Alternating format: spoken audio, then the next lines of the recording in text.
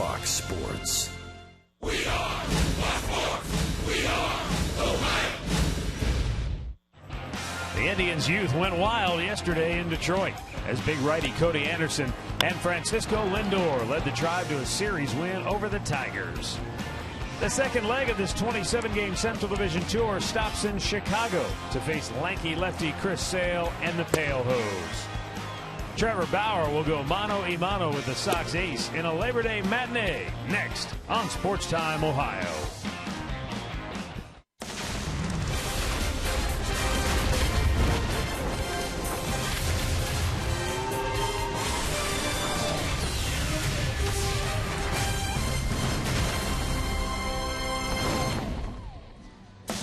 On this Labor Day, we greet you from Chicago, Illinois, on the south side, U.S. Cellular Field, where the Indians tangle with the Chicago White Sox, opening up a 3-game series.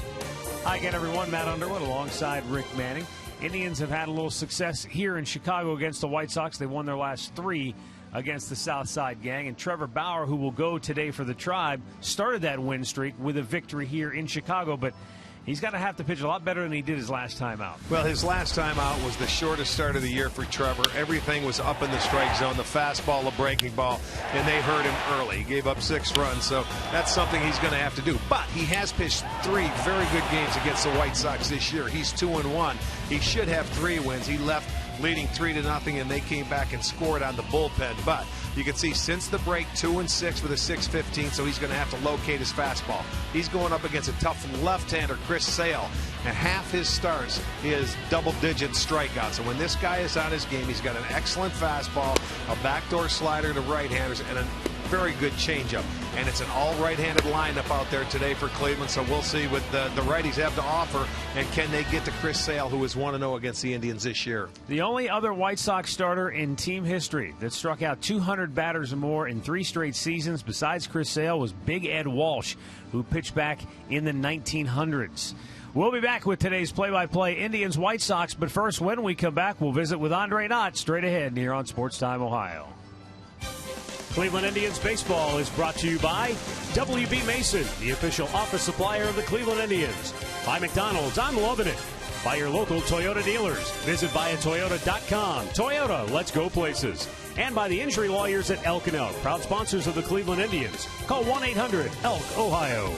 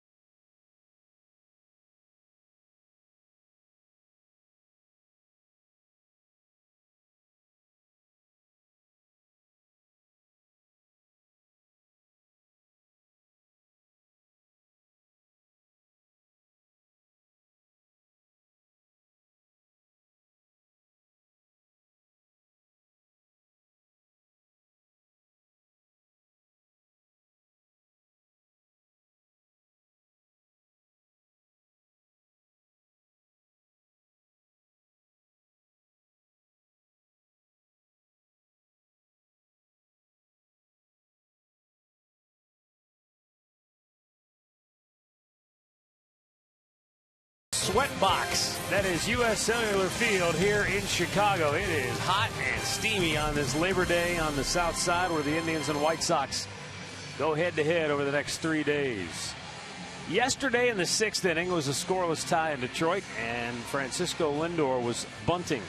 Brad Ausmus, the Tigers manager, went out because he didn't like what he saw from his defense. And Terry Francona decided to play a hunch. And boy, did it work out well. For more on that, let's go down to Andre Don. Well, it's been a great hunch in watching Francisco Lindor and Terry Francona kind of learn each other. As I talked to Terry this morning, he says in that situation, a lot of times he takes the bunt off with Francisco Lindor. He had done that on the second pitch, but Francisco tried to bunt anyway. So when Brad Ausmus went out to the mound, Tito Francona yelled out to Francisco Lindor. He said, swing away. The hunch worked out and ended up becoming the first triple in Francisco Lindor's career. It was a huge triple because it was a 2-run triple, and then he went on to score to help the Indians win yesterday. Through all of this, Lindor leads the league currently after 70-plus games in sacrifice bunts. But Terry Francona says, you know what? I'm liking that he's willing to give himself up for the team. But if he keeps swinging the bat this way, I may tell him to just swing away and not bunt anymore. Well, the nice thing about that is that Verlander, the veteran pitcher, came and he thought he was going to keep bunting, and he ended up just throwing a high fastball, and he took advantage of it. So they took advantage of the veteran. Yeah, Verlander said after the game, tip your cap to Lindor and to Tito. He said he gave him the green light. Everybody in the ballpark thought he was bunting. Yes. And he put a good swing on it. And the Indians rolled on to the victory to take 2 out of 3 from Detroit. Now it's back to work here in Chicago. We're back with the play-by-play coming up next.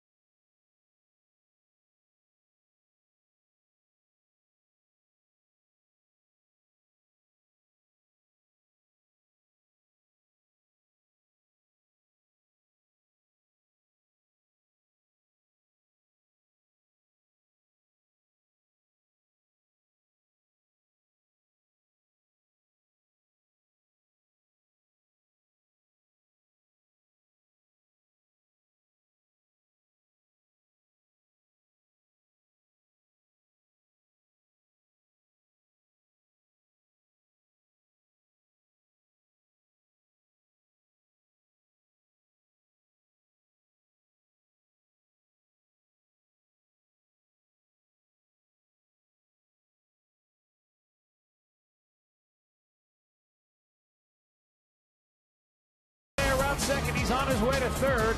Oh, and he makes a spectacular catch on the dead run. Deep right center field, that's in the gap. That'll go to the wall. Lindor slides into third base with a 2-run triple. And the Indians take 2 out of 3 from Detroit.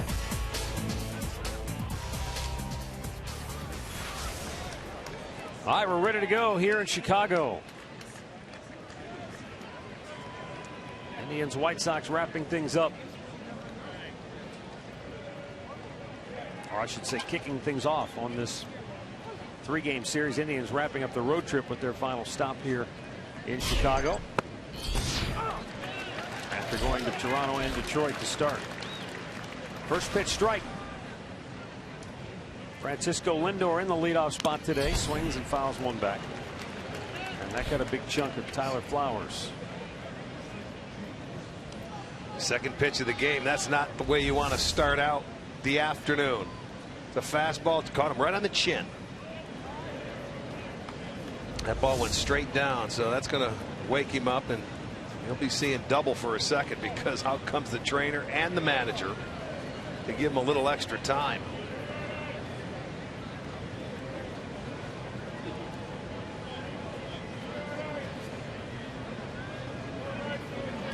With all the attention given to concussions of late, they don't take those lightly anymore.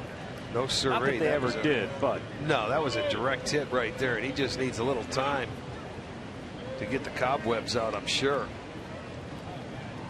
I think they just have a better feel for the protocol, and the training staff, managers are all in tune.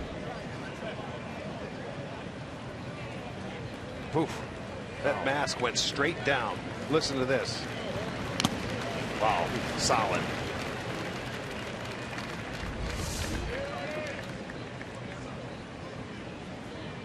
You have to wonder on a warm day like this with the humidity if it might exacerbate that a little bit. In the meantime, it's an 0-2 count on Lindor. Chops it to short. Alexei Ramirez throws him out, one away. The rest of the Indians lineup today for Terry Francona is brought to you by Progressive Insurance, and it looks like this. Mike Aviles following Lindor. Then it's Carlos Santana. Ryan Rayburn batting cleanup. Yan Gomes is fifth. Chris Johnson batting sixth. Jerry Sands, Abraham Almonte, and Giovanni Urshela. That gives Terry 9 right-handed bats against Chris Sale. And Chris Sale is our Northern Ohio Honda dealer starting pitcher. He is 12-7. 329 earned run average. He's 3-0 with a 234 in his last 5 starts. Even though Minnesota got to him early, gave up 5 hits and 4 runs in the second inning in his last start. They're one team that has done a number on him, but you look at his 239 strikeouts. He slings it. He's all arms and legs. He's got a good fastball. He has a good changeup and also the slider. Been over 100 years. That's crazy. Hit the mound, and a nice play by Sanchez, who stayed with a tricky hop at second base. 2 down. Let's check that Sox defense behind Sale, which is brought to you by Ram. In the outfield, it's going to be Cabrera in left field. Eaton is in center. Shuck is in right. Holt at third. Ramirez at short. Sanchez at second. Abreu at first, and Flowers doing the catching. Lance Barksdale has the plate. Ryan Blackney at first. Crew chief Eric Cooper is out at second base, and Quinn Walcott down at third. Carlos Santana.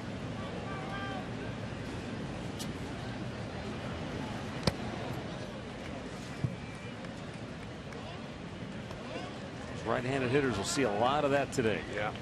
Quick turnaround for those umpires we just showed you.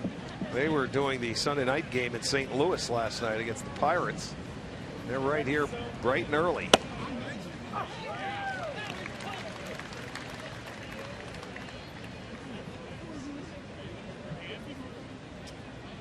Now the next offering to Santana, in for a strike. It's quickly 1-2.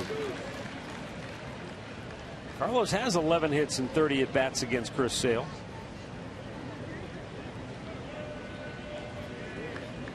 That's the most on the Indians ball club. Up high, he lays off. Good pitch, though, trying to get him to chase that ball up about letter high. You can do one of two things now. You can come with that back foot slider or go change up away. But Heater right there. Threw it by him. And the Indians go 1-2-3. The White Sox are coming to bat when we come back.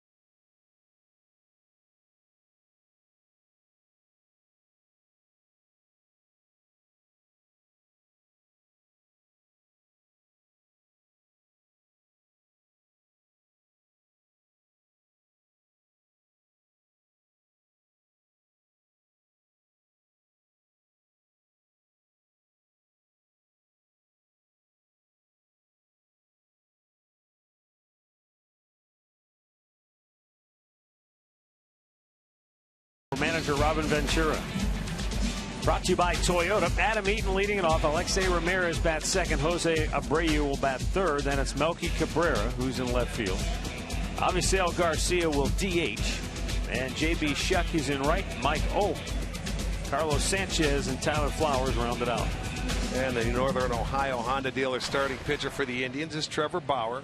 He is 10-11, coming off his shortest start of the year against the Toronto Blue Jays. He went just an inning and a third, but he's pitched well against the White Sox this year.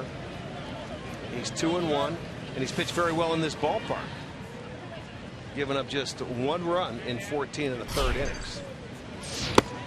Throws the first pitch by Adam Eaton for strike 1. There was no key in his last start. His fastball was up. Everything was up in the strike zone. He's got to concentrate on getting the ball down around the knees.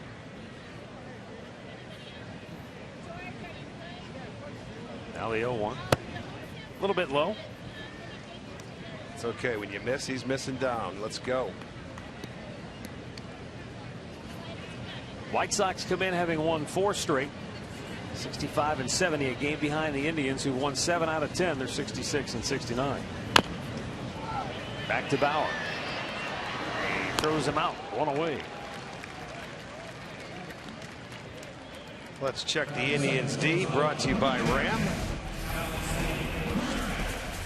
Sands is in left, Almonte center. Rayburn gets the start in right. Urshela at third, Lindor at short, Apilas at second, Santana at first, Gomes doing the catching.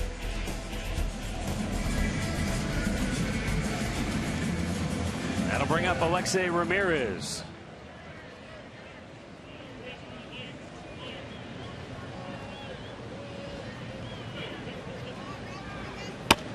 Takes a little bit high, ball 1.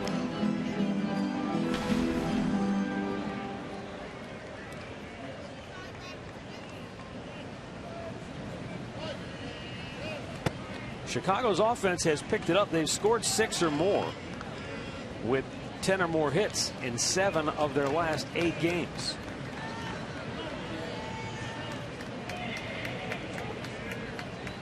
Probably a little more what Robin Ventura had in mind when the season began. We watch every team that gets out and they start winning games. What do? They hit. They score about 6 runs a game, and the offense 10 hits, about 6 runs, and everybody wins. Every team goes through it throughout the course of the year. The Indians, when they won their 6 straight, they did the same thing. They were scoring. It's just you can't maintain it. Well, Alexei Ramirez draws a walk here with 1 out. Window Systems game time temperature 90 degrees under cloudy conditions. Not much of a breeze. We caught a little bit of a break about 15 minutes maybe before game time. The clouds rolled in, taking at least the sun that was bearing down on the ballpark out of play. Let's hope that stays behind the clouds. It is steamy here today. And in this ballpark, you would expect it to jump. This is a ballpark that the ball carries very well when it's humid. Jose Abreu.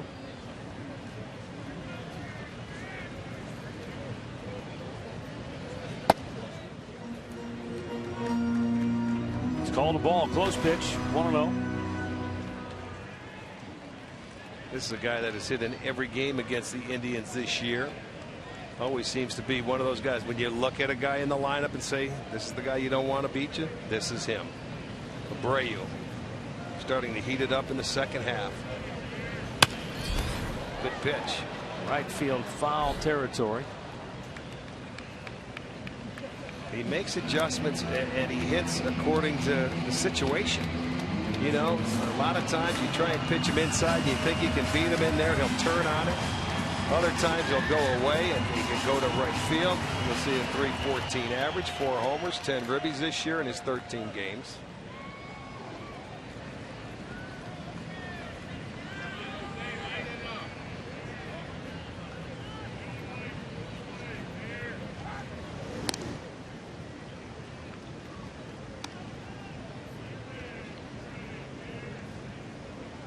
One of the things Mickey Callaway worked on with Trevor Bauer in his mound session between starts was getting the ball down in the strike zone. He said, you know, against Toronto, he was up maybe almost up out of the strike zone. And he said when you work your way down to get back into the zone, you're going right through the meat of the strike zone, which is the spot you want to avoid. Right. He said if you miss down in the zone, then you can work your way up just a little bit, and you're not keep it down. You're not in the danger zone. Right. Yeah. But he said Bauer really took to the session, and he's hoping that it'll pay dividends for him here today. 1 on, 1 out. A 1-2 count on Abreu.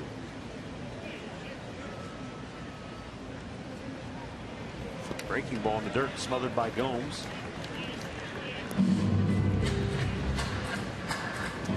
Well, when you come into a place where you've pitched well on the year, you've had success against the team. He's 2-1, and should be 3-1 because he came in here and pitched 7 innings and did not allow a run and left with the 3-0 lead. Bullpen gave up 4 earlier in the year, but still, he good memories about this ballpark. So hopefully, it helps him. 2-2's way outside, lost his footing, it looked like, on the mound. And a full count.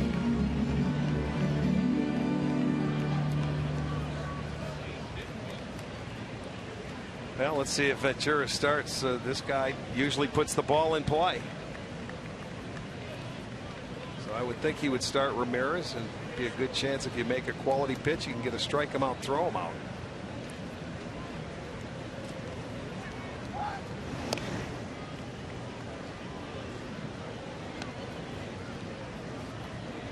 Ramirez has stolen 16. He's only been caught 5 times.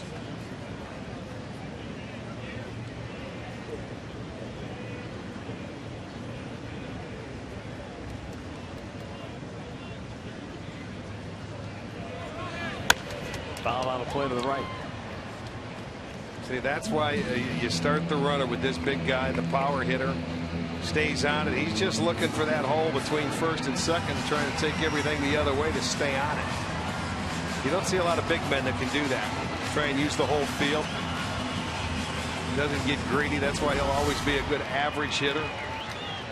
You'll see the runner break. The pitch was inside. Normally it's something we see Miguel Cabrera do a lot, but yesterday they got him to roll over. For the first time we've witnessed all year. Runner goes, and a swing and a miss. Strikes him out, but no throw down by Gomes. Didn't even go up there like it was like there were 2 outs. He didn't even make an attempt. It's going to be our Circle K strikeout. It's a good fastball, and he ties him up. Look at Gomes, didn't even move. Ramirez was off, so he'll get the stolen base. They do get the strikeout, and out number 2. He might have thought there were 2 outs. Don't know.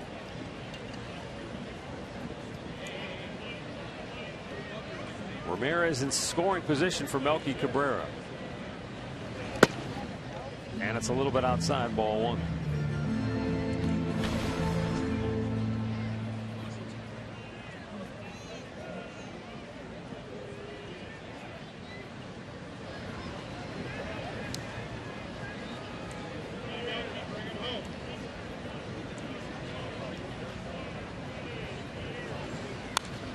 Back over the screen. Evens the count.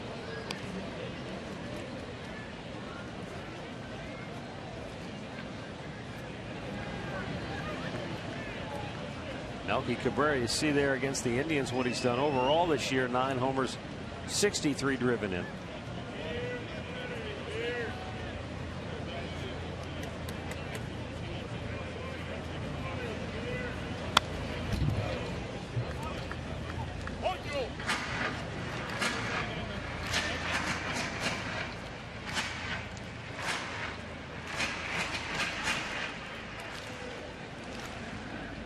Jose Abreu's been the power guy in the middle of the lineup, but really nobody else has stepped up and delivered for Chicago in terms of power numbers. Oh, rain shower happening here. Really? 1-2. Swung on and missed. Bauer strikes him out. And the inning. Back-to-back strikeouts for the Tribe right-hander. No score after 1.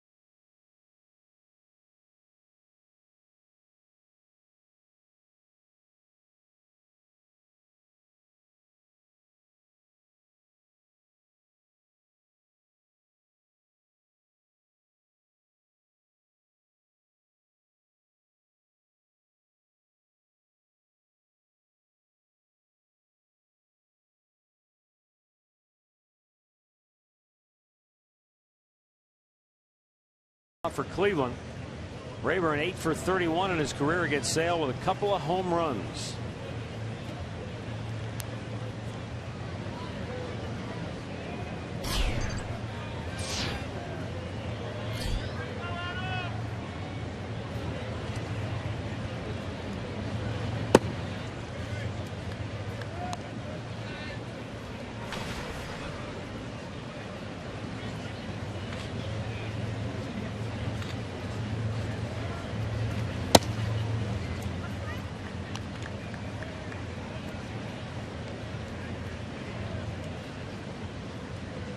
Ryan getting his first action here in the month of September.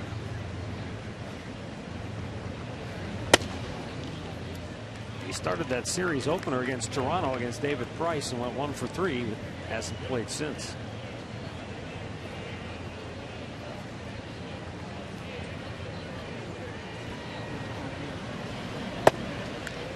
Takes a strike. Rain falling heavy. You know, it must be just when we come here that it rains. Doesn't it seem like every time? This was not even in the forecast. And look out. There goes the bat. Beyond the dugout. Man, that went 90 feet.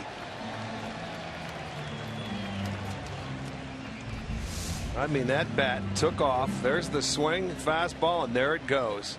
Hits the top of the dugout and into the seats, the first row, and everybody okay?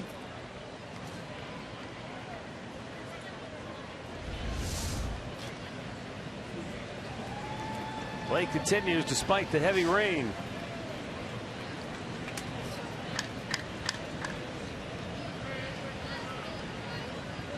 This is quite a change in the atmospheric conditions. This is Mike's fault. Ryan Rayburn going to draw a leadoff walk. Keys to the game brought to you by Wayside Furniture. Don't miss your pitch if you get it against Chris Sale. And we'll see if Trevor Bauer can indeed step up. Looked good in his first inning.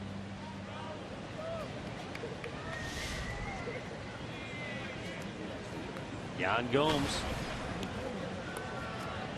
Maybe, just maybe, it'll cool it off a little bit here.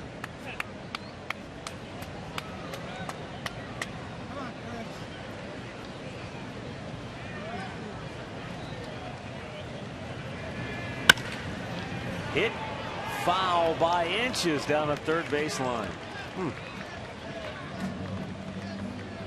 That was close. Standing right on the line, on the foul ball side of the line, is Quinn Walcott.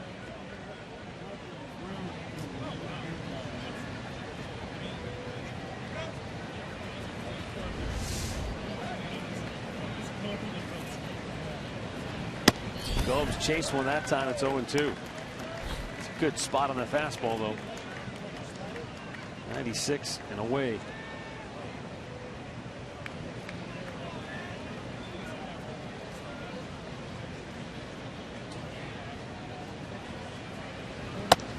Upstairs, 1 ball, 2 strikes.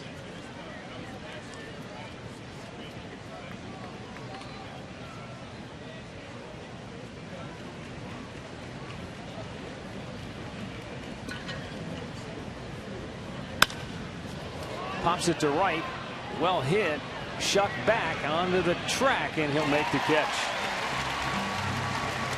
And Gomes is out number 1. He gave it a ride. Stat of the game brought to you by Buick.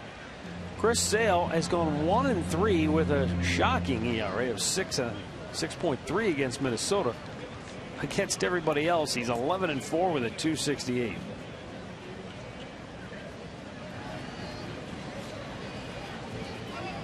The way you look at Chris Sale and his season this year,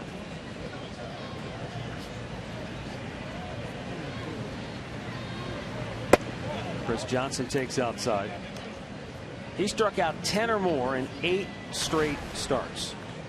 That streak started on May 23rd and ended on June 30th. Tied Pedro Martinez with the longest streak in Major League history. Swung out and missed. 1-1. And basically when that streak ended, is about the time he went into the All-Star break, and he went into the All-Star break humming. He was 8-4 with a 2.72 ERA. I'm sure a lot of people were thinking Cy Young Award. 1-2. It's not that he came out of the gate stumbling after the break, but he lost his first start against Kansas City, gave up 11 hits. Next time out, he beat Cleveland with 7 good innings, 2 runs allowed. Then he gave up 7 runs in back-to-back starts. Johnson down on strikes.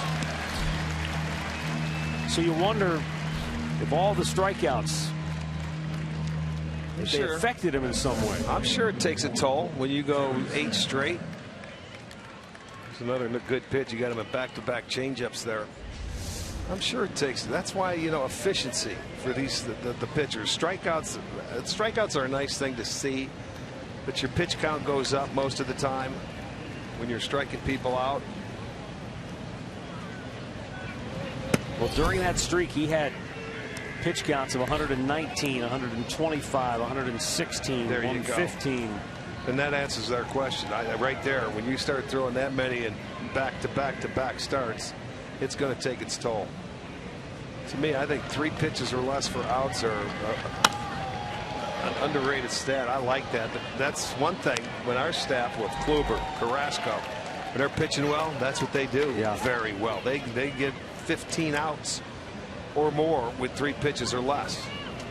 And it's just a matter that Sale stuff is so good, it's hard for them to pitch to contact. Right. You know, if they do anything, they may foul it off. It's tough to put in play. Strike to Jerry Sands. And that's understandable because, you know, his arms and legs, and he's very deceiving.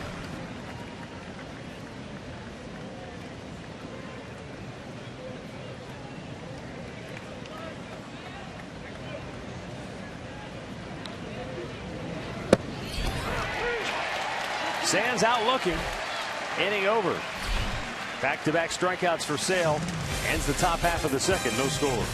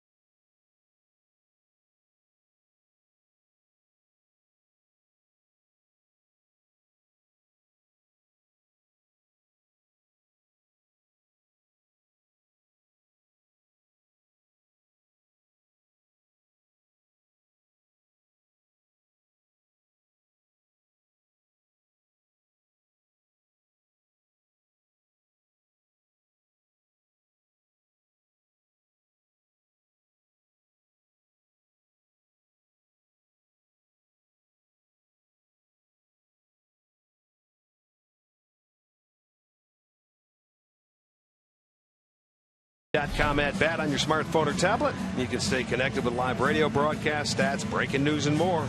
Download MLB.com at bat, the #1 app for live baseball.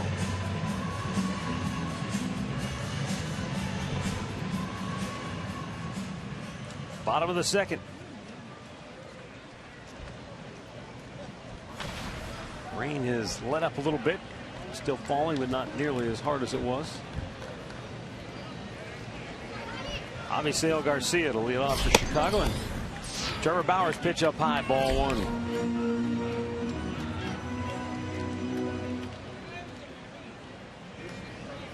It looks like they just opened the gates. Yeah. Everyone's coming back to their seats. They're moving back down. It's a nice summer shower.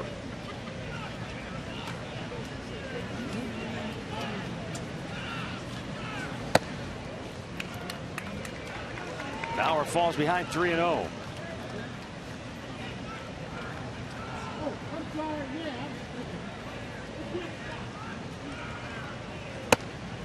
And he walks Garcia on 4 straight to open the 2nd inning. What's going on to Andre and some of the things they worked on with Trevor Bauer between starts? You know, Matt, I heard you talking about the conversation that was had between Mickey Callaway and Trevor Bauer. You know, today Terry Francona told me something. He goes, look, we just simplified things with Trevor. We said, trust us. Just go out and do the game plan that we give you. If you can do that, it'll help you, and we can work from there. They didn't talk about cut fastballs. They didn't talk about curveballs. They said follow the game plan. And if you heard my interview with Cody Anderson earlier, he goes, look, I just do whatever Jan puts down, I do it. That's all they want from Trevor Bauer today. Well, let's hope he follows it. See what happens. And to me, it's pretty simple.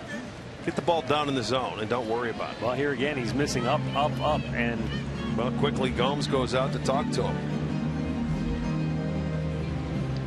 Give us time to send get well wishes and a speedy recovery to Pauline Bochenek, who was in Youngstown in the hospital. She should be getting out daily. So, Pauline, we hope you're doing well. Yeah, I hope you're back at home quickly.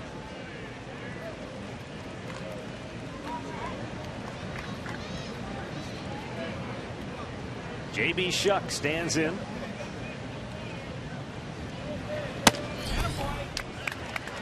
Six straight now.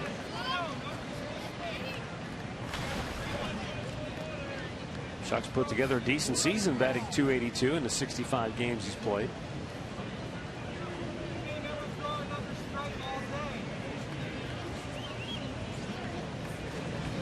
Yeah.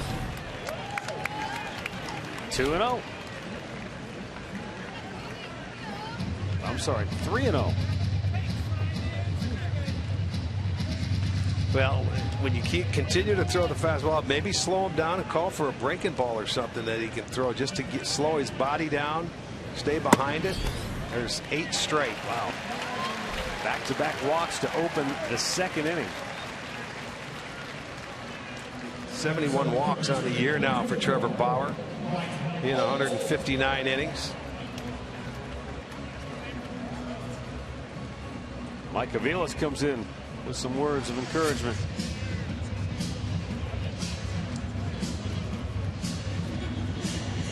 Mike Olt, the batter. Mike Olt, interesting. He was with the crosstown rival Chicago Cubs. And they just picked him up off the waiver wire recently. This was supposed to be the young phenom that started with Texas. Remember, you heard so much about for the last few years, but never made it. Went to the Cubs, now on his 3rd different team.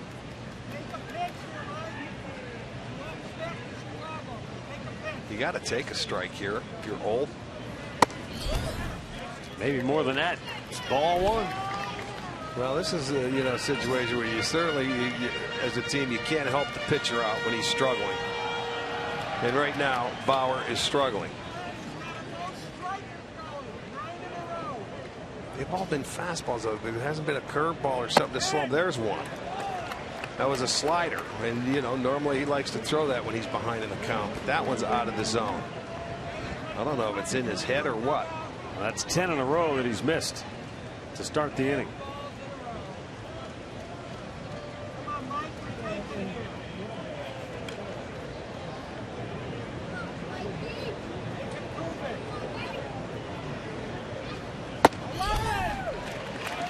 Got to see Mickey Callaway coming out here in a second.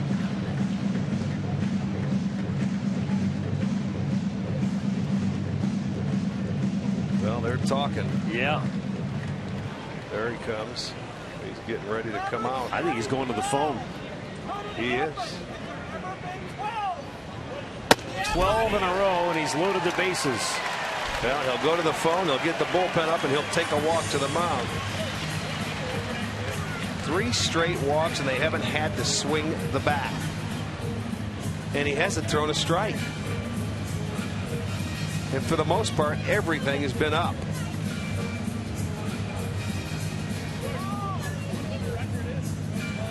Yeah, they're taking out the tarps out in the bullpen. They're trying to get loose as quickly as possible. That'll be a slow walk for Callaway.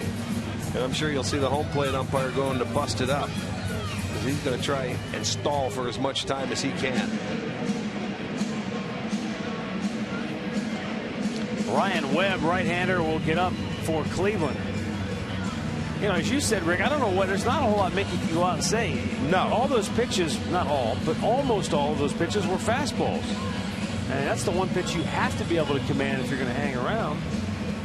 He did try to mix in a couple of off-speed pitches there, but to no avail. He was down in the first inning. He bounced one. He stayed down. He missed low in the strike zone and worked it back up. For whatever reason, coming out in the second inning, he hasn't thrown a strike. He's got 30 pitches, and he came out for this inning with 18, and he hasn't thrown a strike.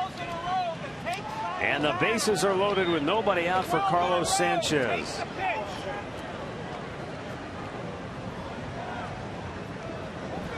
He swings and fouls it back out of play. That, to me, especially when you're at the bottom part of the lineup, is so unbelievable to me. That's the difference in the game nowadays. They'll let him swing. You have to take a strike just to make him get in the strike zone and prove it to himself.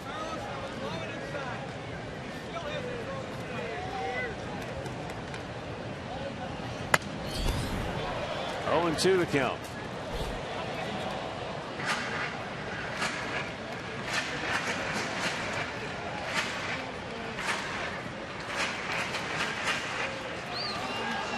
He's had a lot of success swinging the bat against the Indians, but he's put himself in an 0-2 hole. Thank you. Aviles to second. They'll get one. That's it. White Sox take the lead as Garcia scores from third. Sanchez gets an RBI, his 26th of the year. Well, this ball is going to the left. Aviles made a nice play because it stayed up, and he was able to get the force out at second base on Mike Olt. So they finally get an out because Bauer gets the ball in play. They get a run. It's still first and third and just one out. So this will be the first time through the lineup.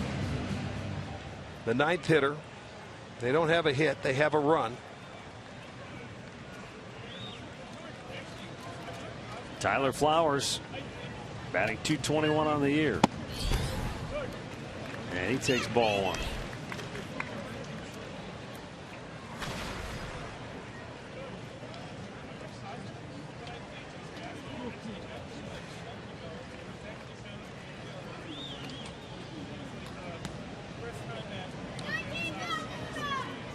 Flowers is 3 for 6 against Trevor Bauer.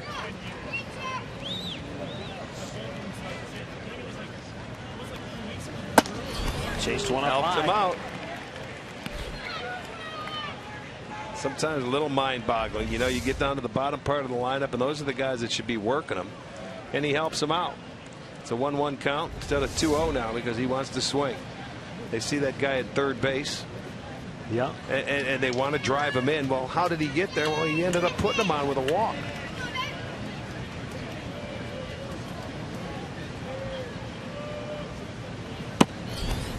Just missed outside there. You're not going to get the calls when you've thrown as many balls as he's thrown in the inning, so that's why, that's another reason.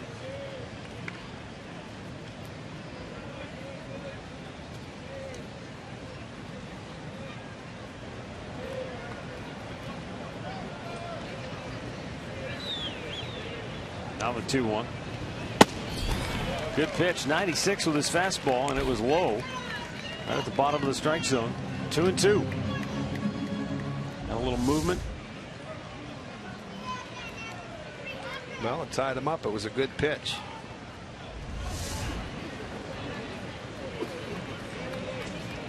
J.B. Shuck is at third. Carlos Sanchez at first. And the 2-2 is driven to right field. That'll get one home. Rayburn back onto the track. Tagging and coming home is J.B. Shuck. Tagging and going to second is Sanchez. And there are two down. Flowers with RBI number 38.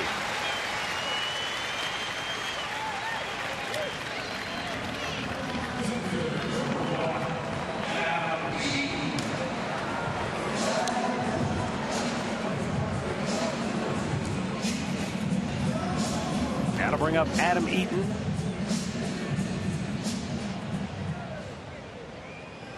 A little comebacker to the mound his first time up.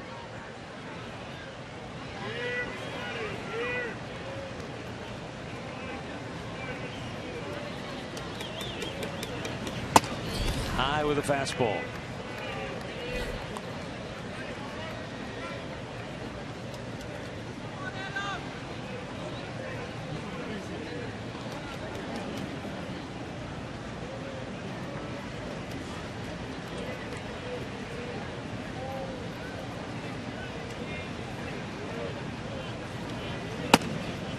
Another pitch up out of the zone, and that was an off-speed pitch. Might have been a changeup.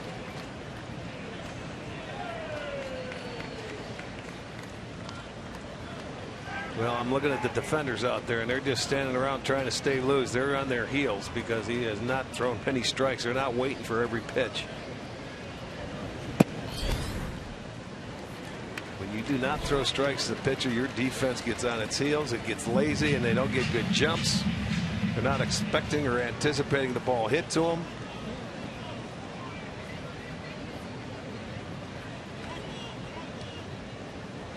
He has 2 outs in the inning. 3-0 pitch, and Eaton swings away. You know, we saw it yesterday. Ian Kinsler came off the bench for Detroit. Tigers are down 3 with a man on base, and he swung at a 3-0 pitch and popped it up to left field. That's a different game when they let a leadoff hitter swing at 3-0 pitches. And number 8 hitters. Yeah. Not 3-0, but swinging after 12 straight balls. Eaton draws a walk. 4th of the inning. 5th in the first 2. I'll bet you the patience is getting really short for Terry. Well, Webb's ready. But for now, Terry's going to wait. Well, it's been gift wrapped in this inning for the White Sox. They have 2 runs. They don't have a hit.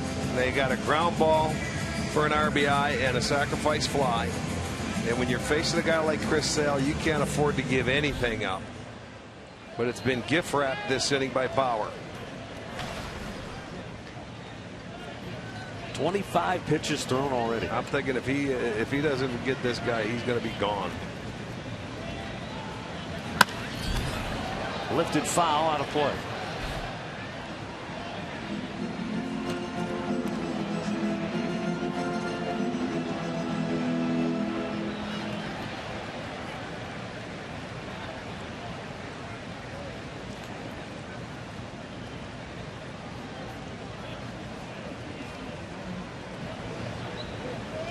Ramirez walked and stole a base in the first inning.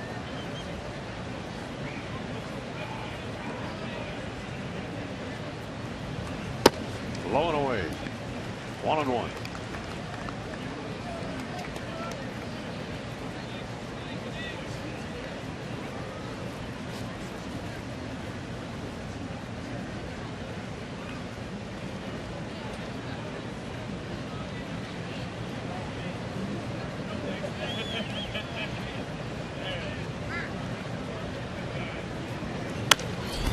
High pop, foul, and this will get out of play. Santana was close, but not quite enough room to get to it.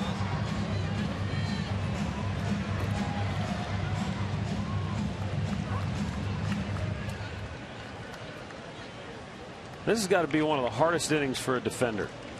Yeah, they're just standing around. You got 4 walks in the inning, not a lot of action. Well, they like when you're around the plate and you're throwing strikes. I mean, you're just standing out there. It is. It's a tough way to play.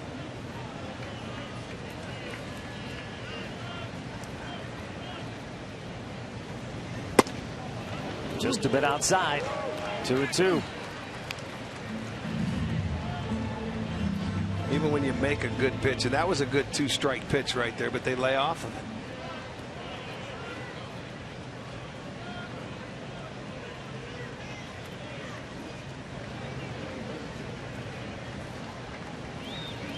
Two on, 2 out, 2-2 pitch. Oh man, now he can't get one anywhere close. He's got to throw it on the dish. Right. throw a strike.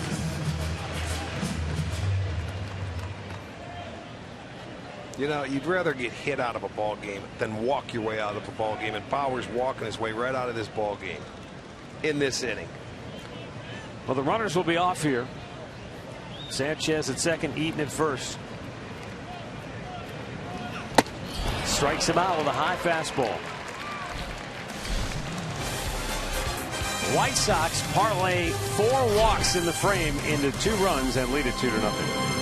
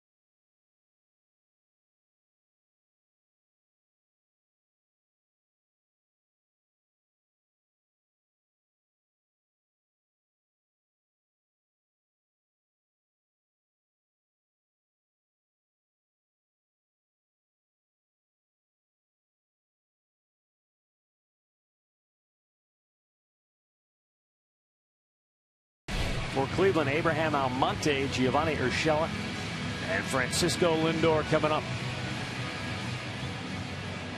Chris Sale has walked 1 and struck out 3 through the first 2.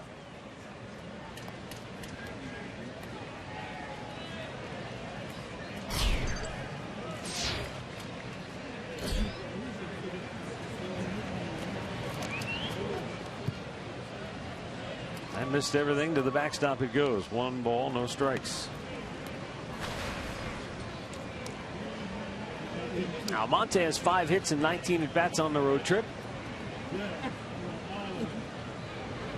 He's done a little bit of everything too. Triples, bunts, singles, run on the base as well. Well, that's part of his game that he's incorporating it into his game, is bunting, push bunt, drag bunt. It doesn't matter, but to get on base, and you know he runs well, so why not? Any way to get on base. 2-1. I mean, he likes the fastball. He's got some pop in the bat. He has 3 homers, 5 triples, 5 doubles. Right field, J.B. Shuck. 1 down. Injury report brought to you by the injury lawyers at Elk & Elk. Jack Putnam on the DL for Chicago. And for the Marlins, Giancarlo Stanton. Out since June 26th. And he thought he was going to make a comeback. Yeah. And it looks like he's going to be shut down for the rest of the year. But I mean, why not? What are you going to push something to try and get him back? And it means absolutely nothing to him. Giovanni Urshela with a liner to left field that's caught by a diving Melky Cabrera. For out number 2. I don't think he had another step in him, Rick. No, that was it. You saw everything he had. He was going to his right, and it's a good thing he's a left-hander because it was out there. He took that 1 step. It almost looked like he was jumping off a diving board. Yeah. Going into the pool. There it is. Let's go. Straight out. Makes the play. Good catch. Takes a double away from Urshela. Sale likes it. And so 2 down, top of the order. Wind out of himself. Lindor shoots it foul right side.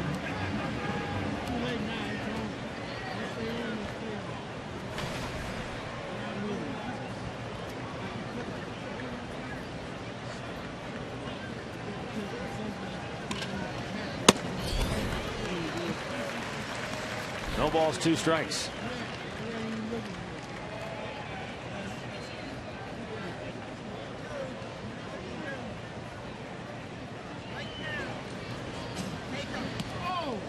Breaking ball missed inside.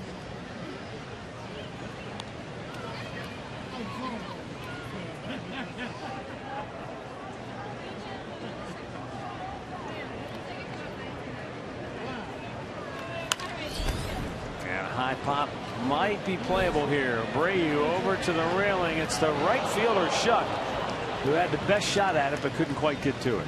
Well, that was just like a tweener. Abreu wasn't going to get there with your back to the infield. A big guy, Shuck, coming in, and it's so close to the seats. He tried to make it, but he had the big man bearing down on him. So I don't think he could go ahead and slide like outfielders like to do, because he sees that. Oh yeah, Abreu slid. Yeah, and they would have collided. So he had to sort of stay on his feet. It's just no space.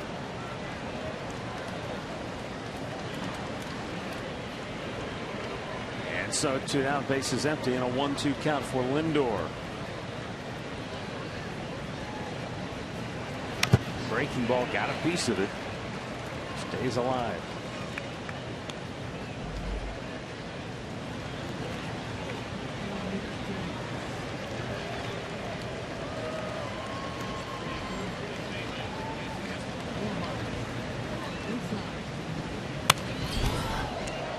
Back to the seats.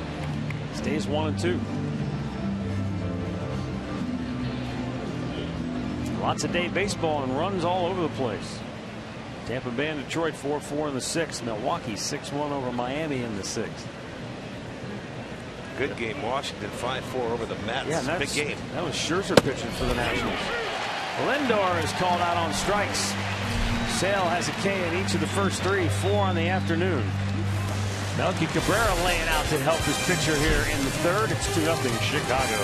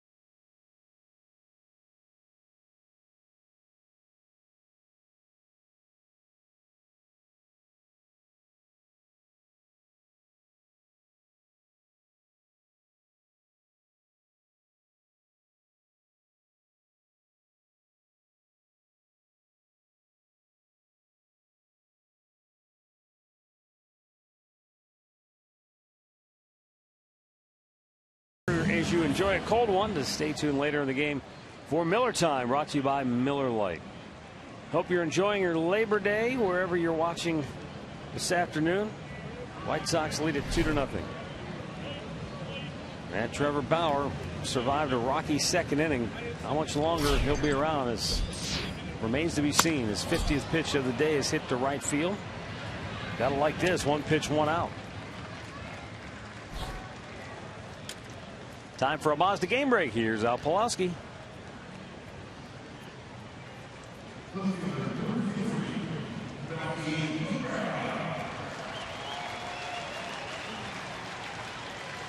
I guess we'll get back to Al momentarily.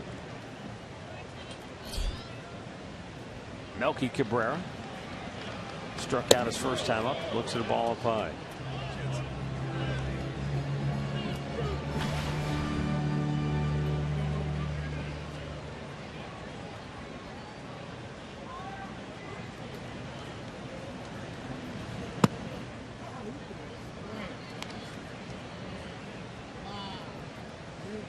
One ball, one strike.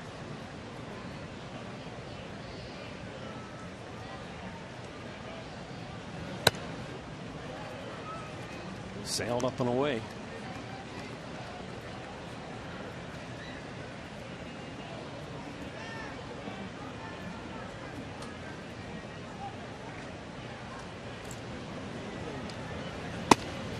Threw it by him, and it's 2-2.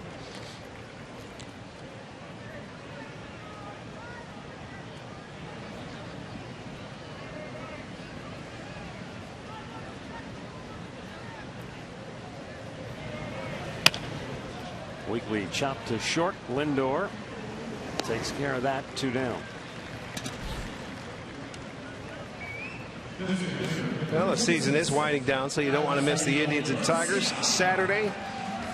That'll be when we return home from this road trip. 10,000 fans will get a Terry Francona scooter bobblehead courtesy of Meritech. Fireworks after the game.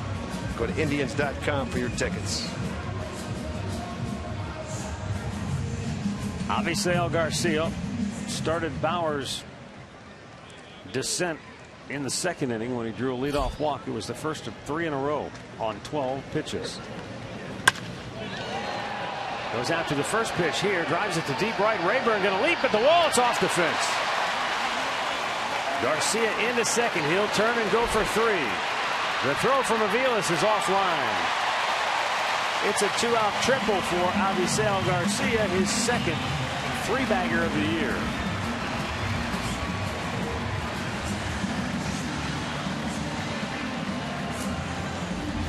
It didn't look like Ryan got back to the wall in time. That ball had enough hang time to it. He's just drifting back on it and jumps, and he had another step to go to that wall before he hit it, so he wasn't sure where he was on the field. It's a big leap and a jump, where if he could have gotten back there a step quicker, I think he might have been able to catch the ball. But once it hits, it deflects off. Garcia is going to go to third base. So it's a 2-out triple. And it'll give Shuck an opportunity now.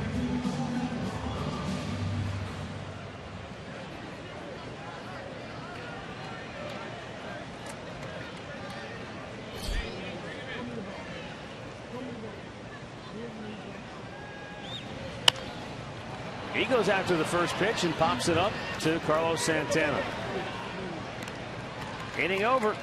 No runs, a hit, a man left. After 3, it's Chicago 2, Cleveland nothing.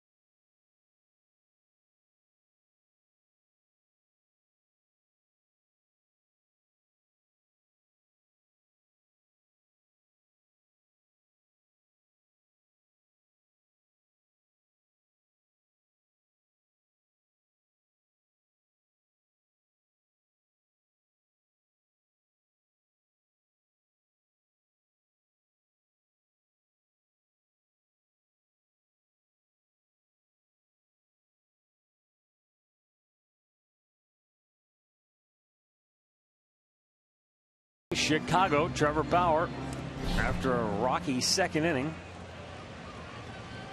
gets through the third. So now we head to the fourth, and the Indians will send Mike Aviles, Carlos Santana, and Ryan Rayburn to the plate. Chris Sale is not allowed a hit. He has struck out 4 and walked 1.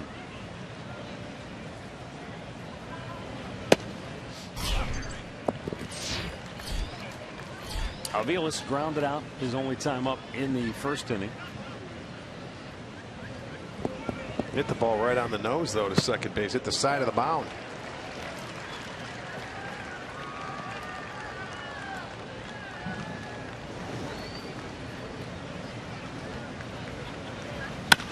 Well, he hammers this one to deep left field. Back is Cabrera looking up. Goodbye. Mike Aviles gets the Indians on the board with his 5th home run of the season. And for Mike Aviles, that's 4 hits and 25 at bats. Lifetime against Chris Sale. Well, he made it count. Put a nice stroke on this one. The ball jumped off his bat to get to the seats. 16th home run given up by Sale. Might have been a fastball. And boy, and Aviles, he jumped it. See how short that swing was? Oh, he pulled his hands in against his body. Yeah, and he got the barrel of the bat out in front. And that was a line drive into the seats. So the Indians with 1 hitter on the board.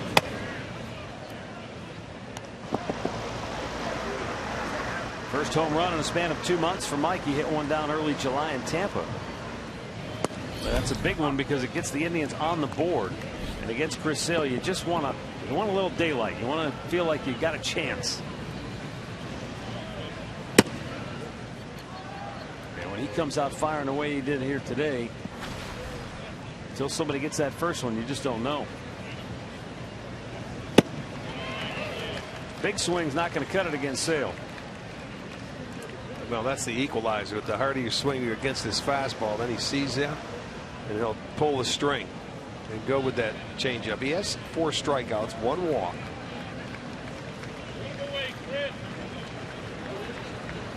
Two, a little bit outside. When he gets that pitch working, or if he has that pitch today working, that's going to be awfully tough. That backdoor breaking ball to go with it. Pulls it foul.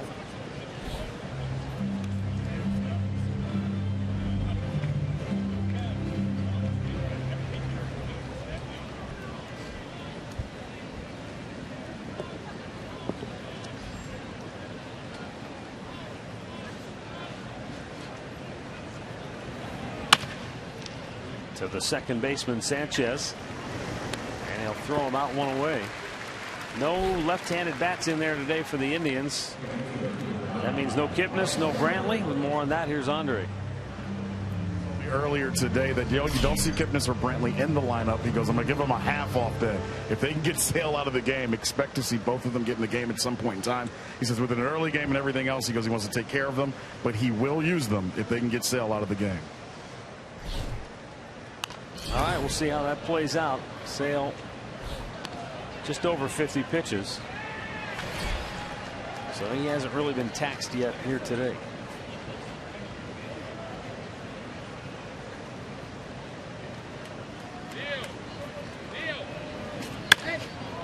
Rayburn juices one deep center field. Eaton back on the track. He's out of room. It's out of here. We got a tie game. Ryan Rayburn launches his 6th home run of the year to straightaway center field. And the Tribe has come back with 2 solo shots in the 4th to tie it up. How do you like that? Well, Rayburn loves facing the White Sox, has the most home runs and RBIs against the White Sox than any other team. This is our Yellowwood bringing the lumber, and you go to the opposite field or right center. That was a breaking ball away, and you have to stay back, and he put a great swing on it, and you can see the ball carrying today. So a pair of solo homers ties this ball game up in the 4th. It's Ryan's 19th career home run against Chicago, and Rick, it's the 12th hit here at U.S. Cellular Field. Yeah, he loves it. He's got to play every time he's playing the White Sox with his career numbers. Yan Gomes shoots one out of play to the right.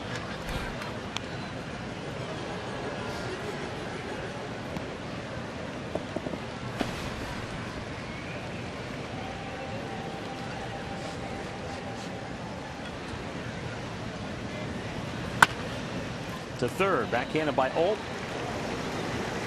His throw. John Gomes went into a slide because Abreu was coming up the line and he was in foul territory.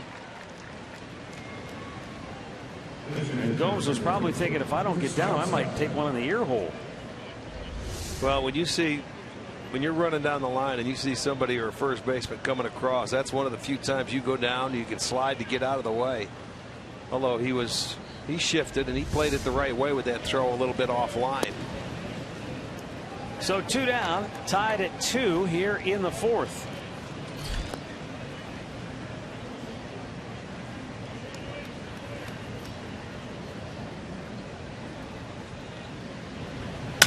Broken bat, liner right field. That's going to get down. Johnson's got himself a single. Third hit of the inning for Cleveland. They didn't have a hit when the inning began. Sugardale Dollar Dog Night next Friday when the Indians take on the Tigers. 4-game series. Fireworks will follow that ball game. Presented by Wayside Furniture. Go to Indians.com for the tickets.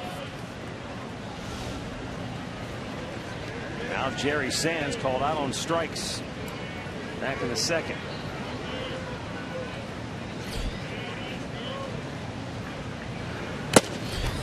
Good challenge. That was 97 from Sale. Whew.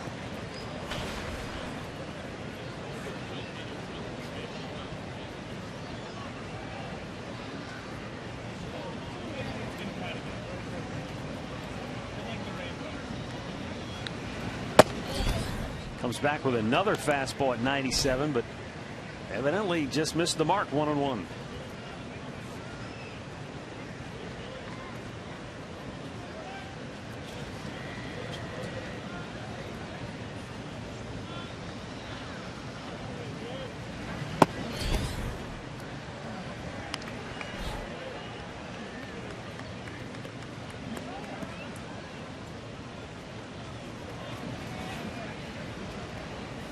Pitching coach Don Cooper a little concerned after Sale was cruising along and gives up a couple of home runs.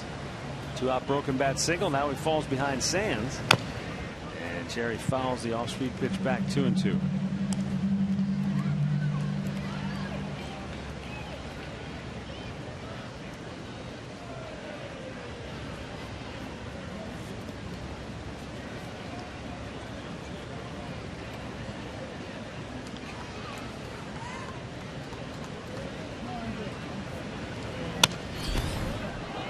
Stays alive.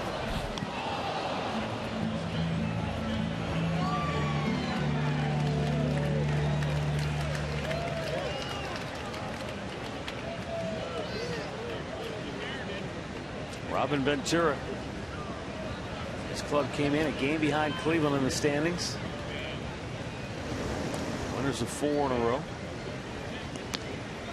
Indians have reeled off 7 wins in their last 10 games to get to within 3 games of the 500 mark.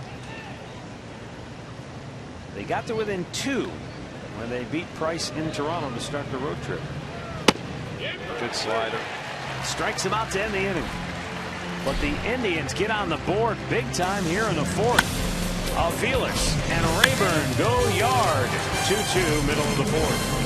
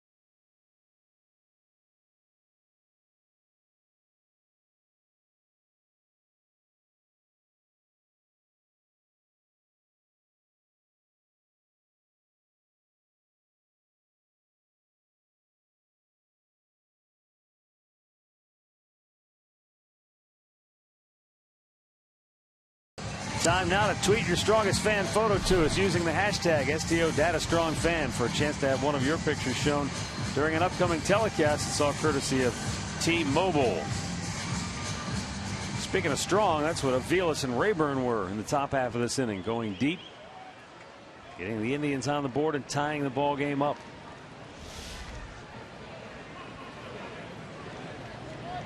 Mike Olt, Carlos Sanchez, Tyler Flowers for the White Sox here in the fourth. And it's ball one.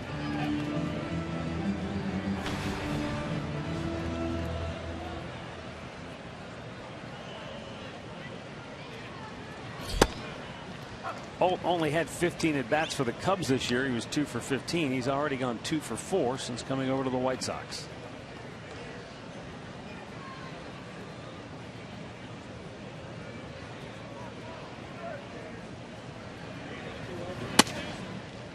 Wonder how many guys historically have gone from Cubs to the White Sox. South side to the north side, yeah.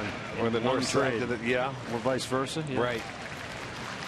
I know they used to have a list of it. Technically, he wasn't a trade because he. But they designated him, and then the White Sox picked him up. He was claimed off waivers, but even, you know, how many guys have played for both teams in the same season. He's down on strikes here. Number 4 for Bauer, 1 away. Here's our AT&T U-verse rewind. They wanted that fastball up, and it was down, and that's why it didn't come back. They want this slider, break the ball down, and it was about mid-thigh, and both left the yard. So you talk about the importance of location. There was a good point right there. Checking that one out. Carlos Sanchez picked up an RBI with a fielder's choice in the second inning. He had perhaps the most curious at bat of this game. Trevor Bauer had walked 3 batters on 12 consecutive pitches, and then Sanchez swung at the first 2 he saw, and eventually bounced into a fielder's choice, picked up an RBI. Lindor grabs the soft liner, 2 down.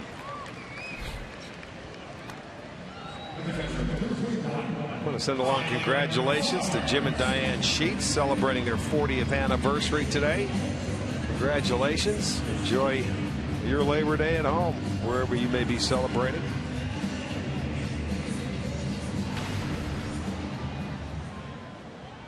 And now Tyler Flowers, a sacrifice fly, picked up an RBI in the second. The White Sox only had the 1 hit, and that was a 2-out triple by Avisail Garcia with nobody aboard in the third. Well, that's an important inning for Bauer to come back and shut them down and get them back into the dugout quickly. You have 7, 8, 9. And he's been successful his last 8 times in shutdown innings after the Tribe has scored. It was he gave them 2 runs in the second inning. They didn't have to work for it. Did that hit him in the hand? I don't think so. I do. Oh, yeah. I thought it hit the knob of the bat. No, it got him in the hand. Gomes looks into the Indians dugout. He's inclined to ask Terry Francona to maybe take a look at that. And they will. Greg Langman on the video controls tells Brad Mills no, not worth the challenge. It is. When it's called, he's going to hit him, you have to really, that's hard to tell. Look at he took his hand off his bat as soon as it hit it. But you have to think it did. Hard to tell. I don't care how much you slow it down and how you look at it. It does look like it gets the hand first, though. Adam Eaton tried to bunt, and that went back off somebody's shin guard. Might have been the umpire. Maybe hit him on the shoulder pad.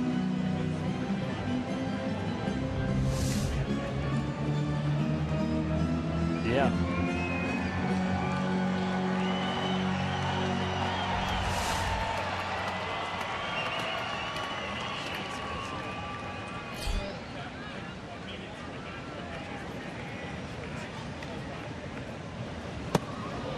Cuts and misses. And a count 0-2.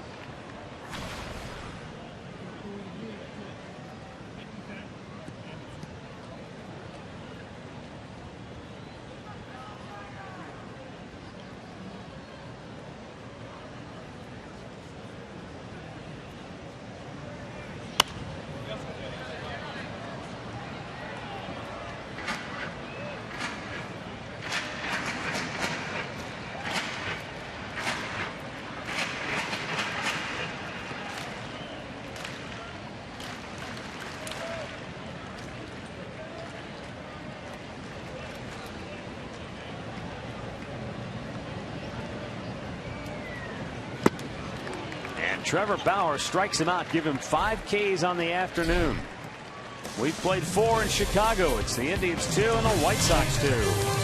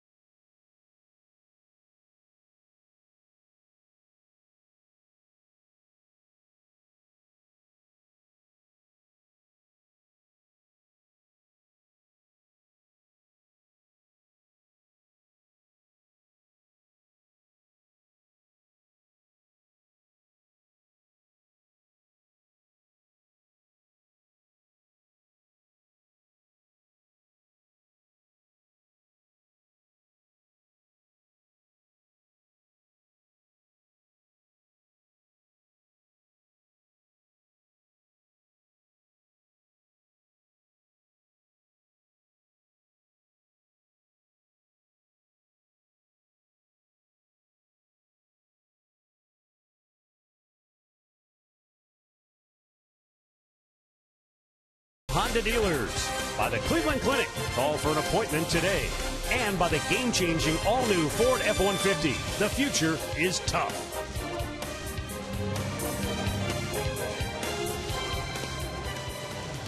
Two is our score. 5th inning. Abraham Almonte, Giovanni Urshela, and Francisco Lindor for the Tribe.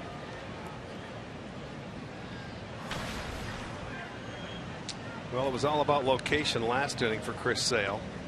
We showed you where he missed a couple of times, and one was to Aviles, who hit the home run, and the other was to Rayburn, who did the same thing. Starts off the fastball, hit it with a changeup.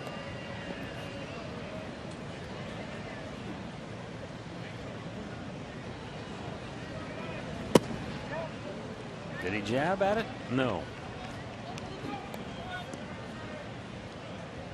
1-1.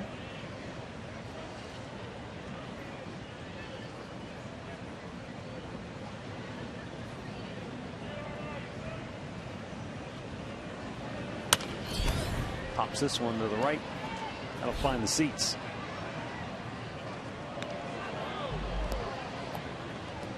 That one ended up down there with Andre.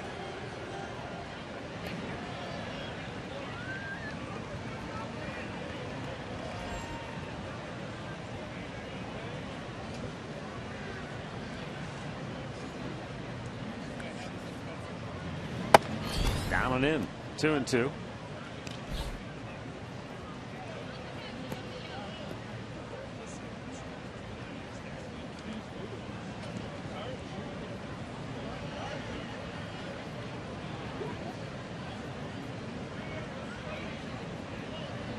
The 2-2. Smashed into center, and that'll be a base hit for Almonte.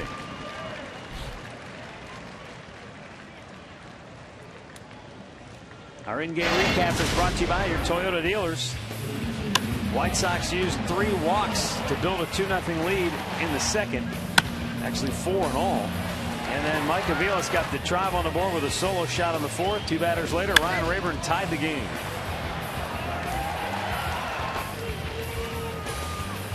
And that's where we stand in the 5th. Almonte got on a 97-mile-an-hour fastball right there to get a base hit. Like you said, he loves the fastball. Yeah, he sure does.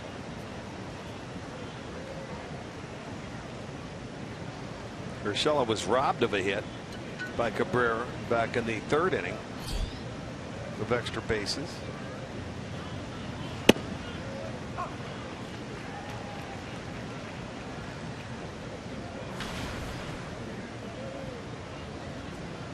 Yeah, he sent a sharp line drive to left that Melky Cabrera made about 3 strides, dove and caught it.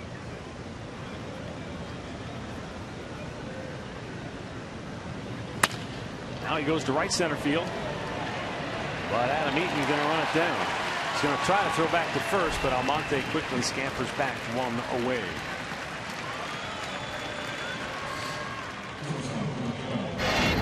Well, I'm thinking Urshela doesn't know what to do. He pulls one time and they make a great catch, and then this time he goes to right center field and Eaton runs it down. There it is, about 3 steps, a dive, and into the glove.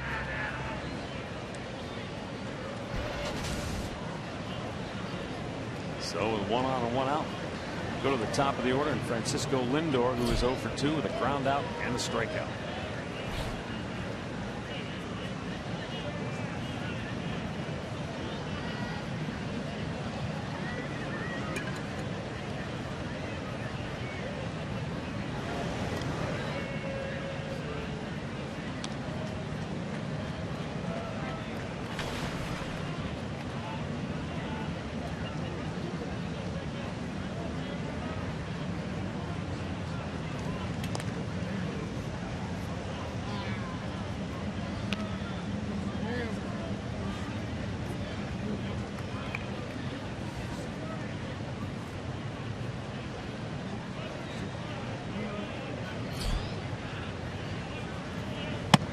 Lindor was thinking bunt, pulled it back in time. That's not a sacrifice. He's trying to get himself aboard. This guy can't be easy to bunt, though. No, I wouldn't think so.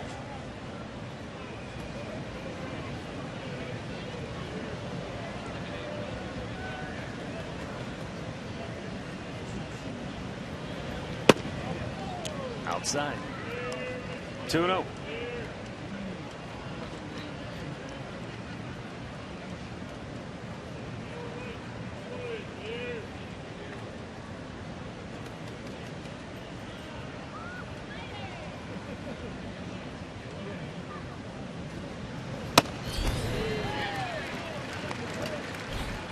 Brushed that one up there at 96. Got a swing and a miss.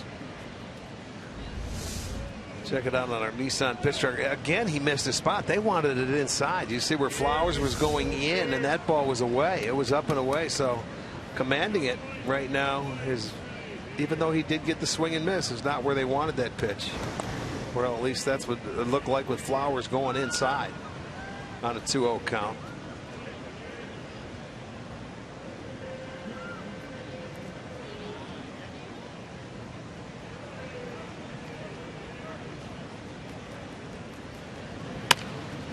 Chop to first. Abreu to second. There's nice one. Play. That's all they get.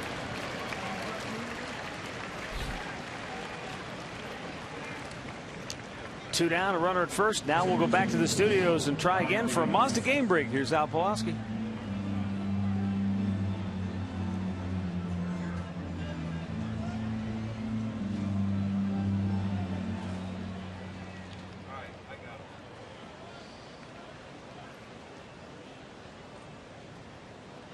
All right, thanks, Al. Thanks for double clutching, Al. We got him loud and clear. It's Labor Day. He showed up late today. He wasn't ready. Is that what you're saying? Oh, I'm just saying, you know, take it easy. Relax. He did.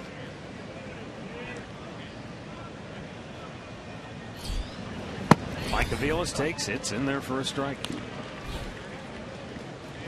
Aviles with that nice short swing. Boy, was that ever. Homered to left in the fourth. We had a great side view of that swing. That they wanted that ball in, and boy, a nice short stroke, and he let Sale provide all the power. Watch this. Watch his hands and that barrel. How quickly it gets right there to the hitting area. Boy, that wasn't a big follow through. No. He stayed inside of it. So used to watching guys extend their arms and drive the ball. That's what happens when that ball's inside. If you can get the barrel head of the bat to it quickly, he'll supply the power. What a great swing.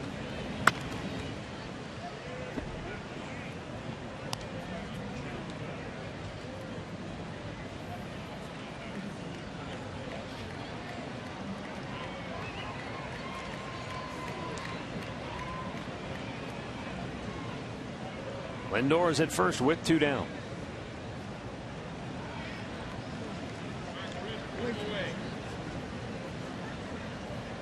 With that swing he put on the ball, sometimes when you have your line drive hitters, your smaller hitters, guys not power hitters, and you get to 2 strikes, they react inside, and that surprises them. They'll hit home runs because they're just trying to get to the baseball.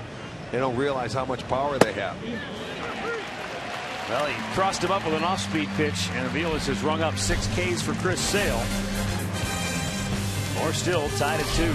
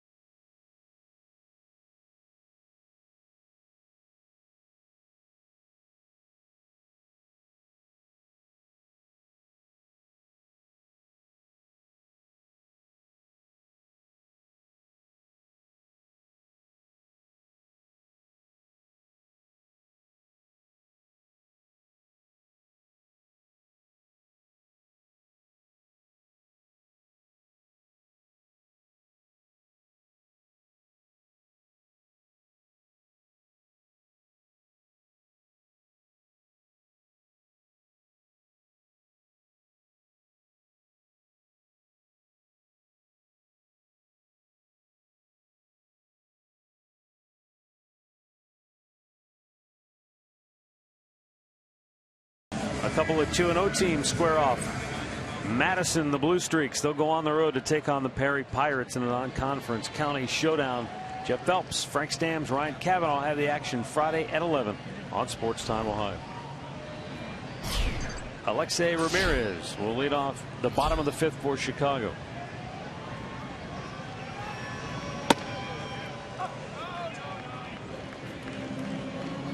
Given where Trevor Bauer was in the 2nd inning, it's impressive that he's still in here. And he's only allowed 1 hit. Curveball missed badly. 1-1.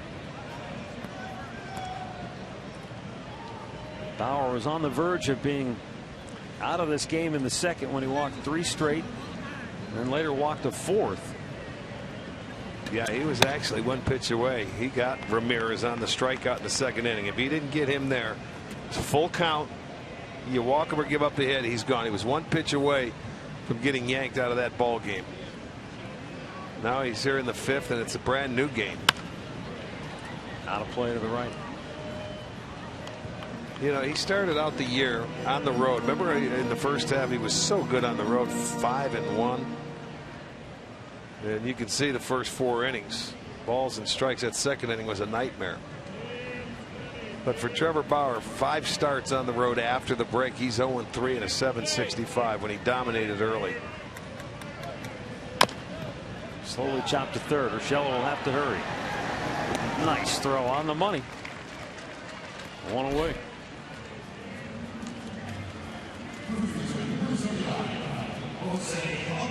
Our player profile today brought to you by Levin Furniture and Jose Abreu out of Cuba. Defected back in August of 2013 and then signed a 6-year deal with the White Sox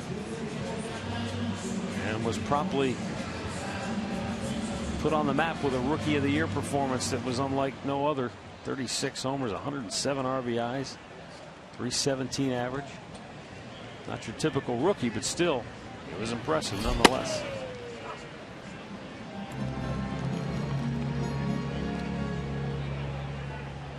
Well, he came in and really took this league by storm. Boy, he came out and was hitting everybody with power. Oh, and his numbers so far this year are nothing to sneeze at. 25 homers, 83 batted in, 30 doubles. And he's starting to pick it up in the second half. They got off to a slow start. And that's what happens offensively. You know, when this team struggled early, the White Sox did. You know, this is the one guy they weren't going to pitch to and let him beat him. And sometimes you have to have the patience. And when you're paid to drive him in, sometimes you expand your strike zone. Yeah, there's the difference right now through today of last year. A little bit of a difference. Not much. Still very good. He didn't go. Says first base umpire Ryan Blackney. 2-2. Strong enough to hold up. Let's look at it from the side. It was close.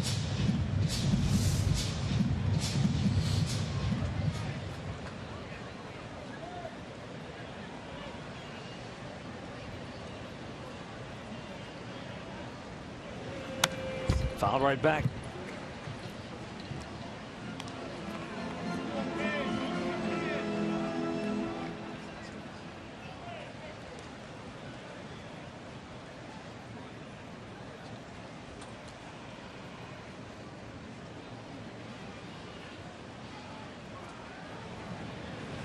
Good breaking ball, but he was on it. Drives him to deep center, but Almonte's there, and he makes the catch. Brushing gloves with Jerry Sands, and it was Big Jerry who got it. Big man wins the battle. Well, you know, these two haven't been out there spending a lot of time together in center and left, and it's a tough call because he smoked this breaking ball. I thought it was going to get out of here. You can see Jerry's calling for it, but Almonte's coming over from the other side. We don't know if he's calling for it. Boy, they're lucky there wasn't a big collision right there. See, he took a peek at him and he's calling for it. But now maybe he doesn't hear Almonte. Almonte comes in the picture. Either guy could have caught it. But look at Bauer. He's thinking they're head-on collision right there. That's very fortunate.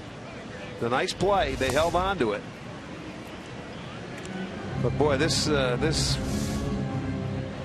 could have been ugly. Look at both gloves going up. It would have went in either one. And thank goodness Almonte took the deep route.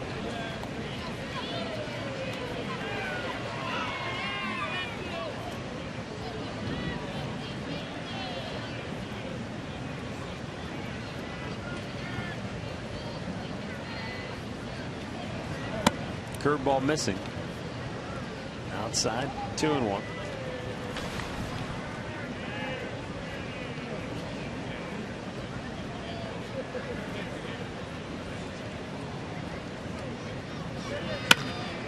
That's it right at Jason Kipnis, Mike Aviles, who gobbles it up and throws him out. And the inning is over. The White Sox go 1-2-3. Trevor Bauer has found his groove.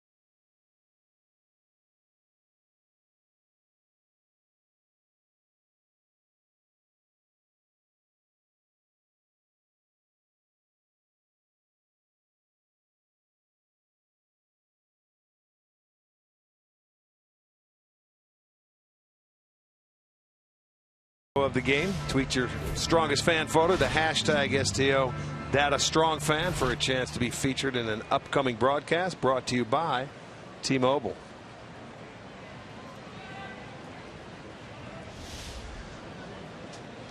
Back here, top of the 6th inning.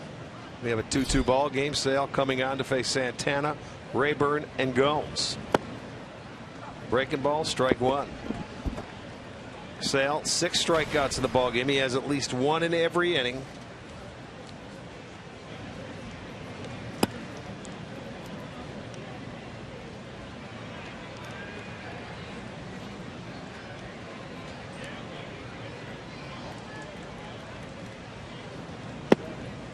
Changeup misses, down and away.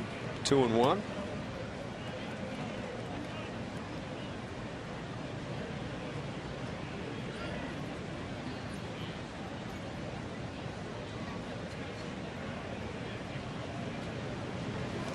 Fastball inside.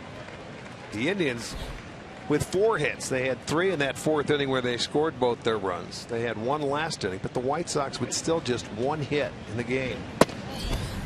Wow, that didn't miss by much.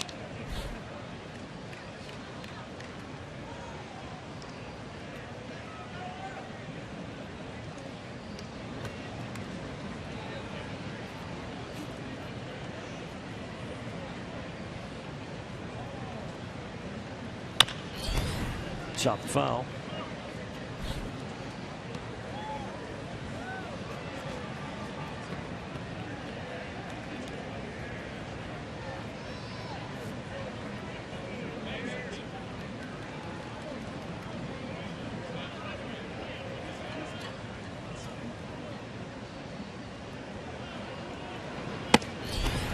Santana goes down hacking.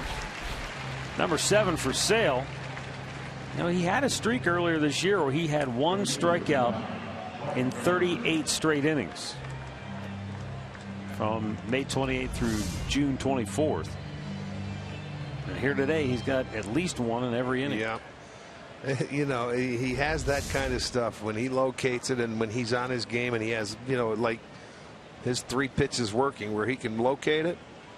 Hitters really don't have a chance. So you can see how they can swing and miss easily.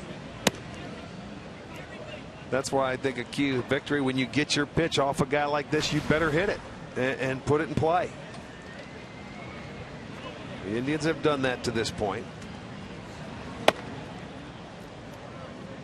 Looking like Flowers. Wow, can't believe it. He didn't like that non-call. He's probably going to say something there on the pitch.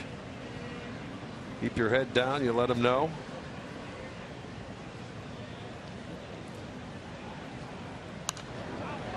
Rayburn's the guy that he wanted to throw that breaking ball down in the dirt, and he missed. It stayed mid-thigh, and he shot him to right center field and put a really good swing on the ball.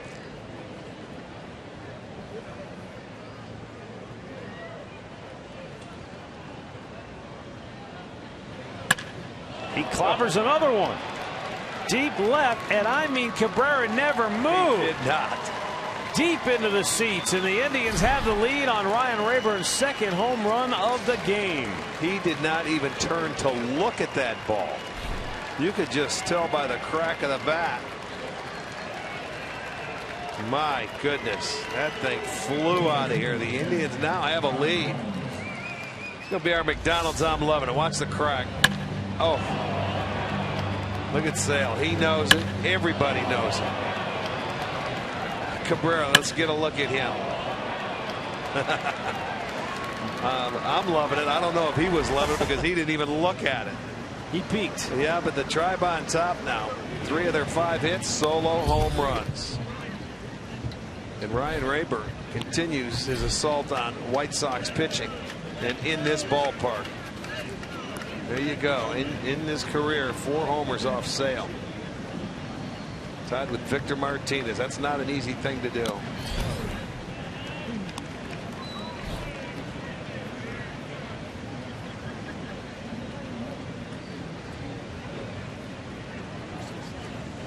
Just the sound of that ball leaving the bat. Gomes rung up. 8 Ks for Sale. 2 down in the inning.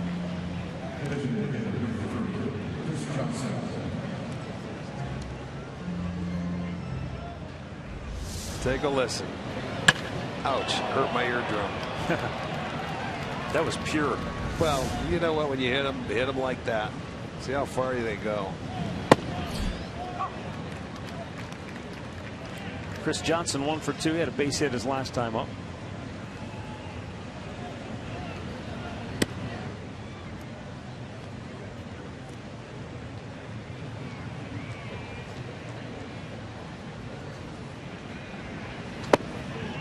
Of his 8 career multi-homer games, Redbird tells me 4 of them have come against the Chicago White Sox for Ryan Rayburn. No surprise, I guess.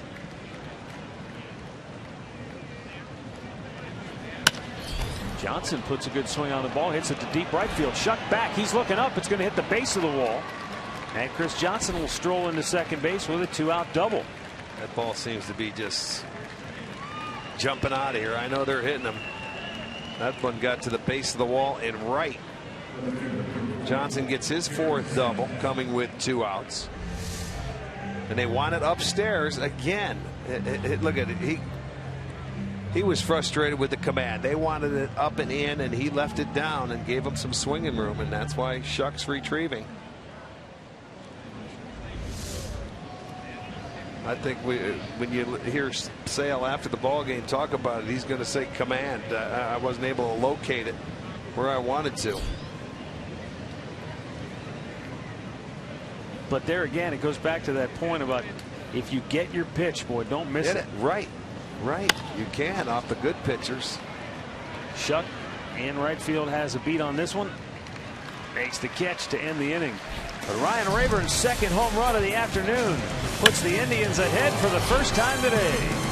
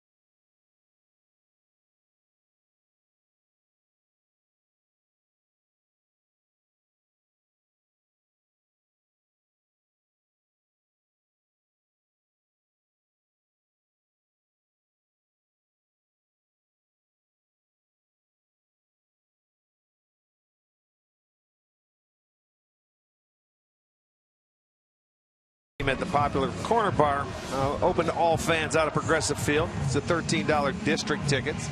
They're presented by Sports Time Ohio. They're a big seller, so get yours today. Tickets available only at Indians.com.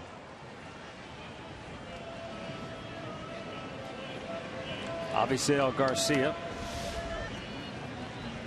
leading off for Chicago here in the 6th. He walked and scored in the 2nd. He tripled with 2 outs in the 3rd and was stranded there.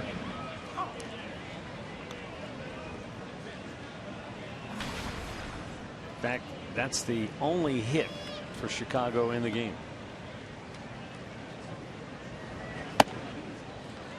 It's been a strange game for Bauer, and then he walked to 3 in a row, 4 altogether in the 2nd, 5 in the game. He's hit a batter. He's struck out 5 and allowed just the 1 hit. It's amazing. He was 1 pitch away from being out of there to now he's on the line for the win. There's their 2nd hit. Garcia aboard. He has both of them for the third time today. Yeah. Well, command left Trevor in the second inning for whatever reason. 12 straight balls in that inning. He loaded them up, and then it was a ground ball out, and they came up swinging after that 12th one, which was surprising. They get a ground ball out, a sacrifice fly. They score there too. And then all of a sudden he settles back and he gets out of that inning.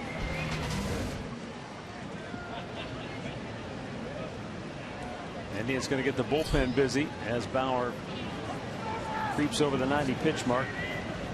Leadoff man on for Chicago. And J.B. Shuck the batter.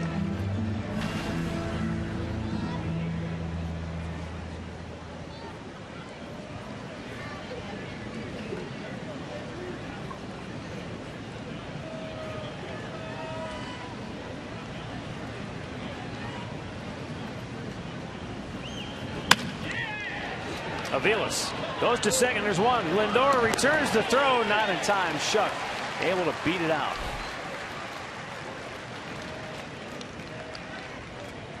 So 1 on 1 out here in the sixth. A good try by both Aviles and Lindor. He gets it to him quickly. That's the tough way to turn the double play when you pull it on that side.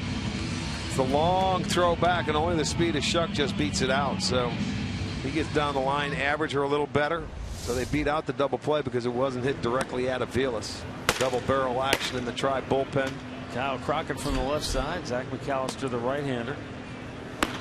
Indians trying to protect a 1-run lead here in the sixth. And Mike Holt comes up empty. Big swing.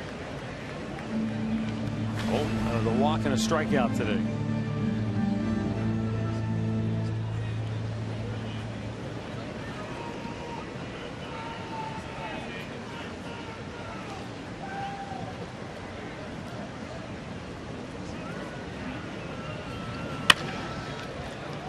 Aviles got handcuffed. He'll flip it to Lindor, and they'll get the second out of the inning. That would have been a double play ball, but it was scorched. And at least you get the one out. Yeah, you got to get an out on a play. Even though you don't turn the double play, at least you get the lead runner. He stayed with it. Well, that ball jumped up, and I don't know where it hit him, but he tracks it down and gives the flip to Lindor, and they're only going to get the one.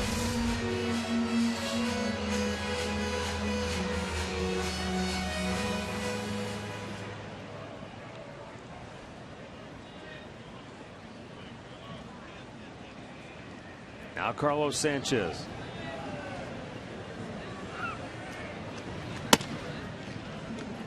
High ball one.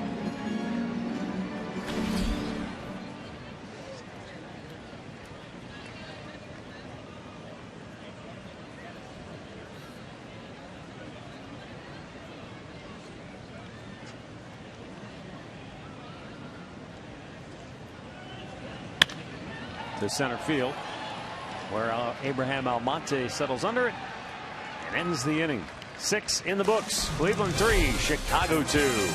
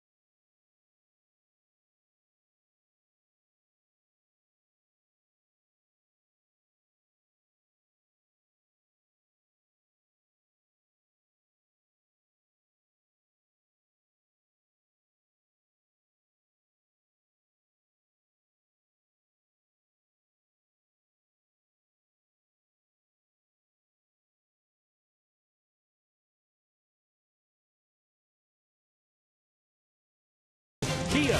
Visit mykiacleveland.com to learn more. By Levin Mattress, located in all Levin furniture and freestanding locations.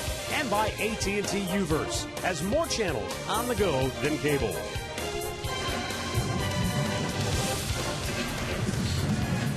Stay tuned for Indians Live, presented by Conrad's Tire Express and Total Car Care. Coming up next here on Sports Time Ohio, Al and Jensen will have the highlights and all the action that you may have missed earlier. And it's been a wild one here today. The Indians fell behind 2-0, and then 3 solo homers have powered them back to the lead. Abraham Almonte leads off the 7th. And Chris Sale misses up high, ball 1.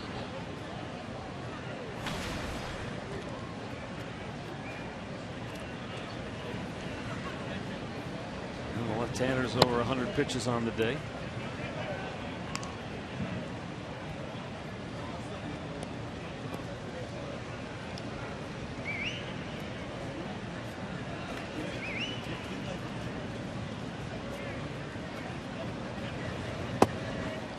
Only one time since April has Sale not gone at least 100 pitches, and that was in a 5-inning loss at Fenway when he got bombed for 7 runs on 12 hits. He lasted 95 pitches in that one. Almonte to center. Eaton makes the catch. Time for another Mazda game break. Here's Al Pawlowski.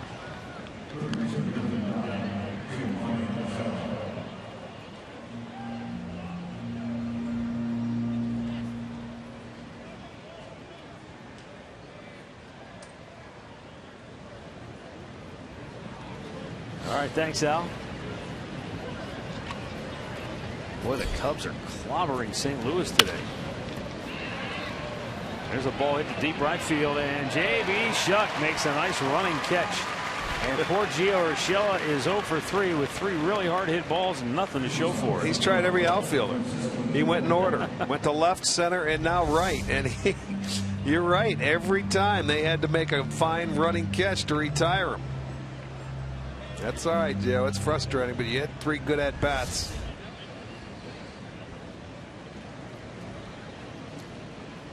Two down, top of the order, Francisco Lindor, who is 0 for 3.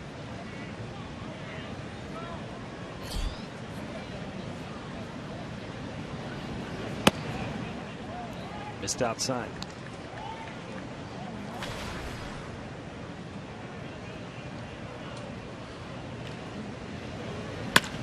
That's hit hard. That's in the gap. That'll get down and go to the wall. Lindor's got at least 2. And he'll hold right there with a 2-out double. Number 17 for Lindor. Well, they have 7 hits, 5 of them extra base hits, the 3 homers, the 2 doubles. This one right here, pulled his hands in, put a nice stroke on it, going into left center field. His first hit of the day. So another opportunity to add on here with 2 outs.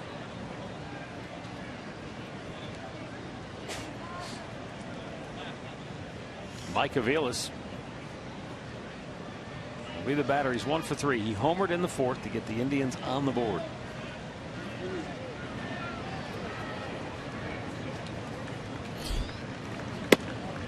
Outside, ball 1. Former Indian Matt Albers, right-hander, and Dan Jennings, the lefty.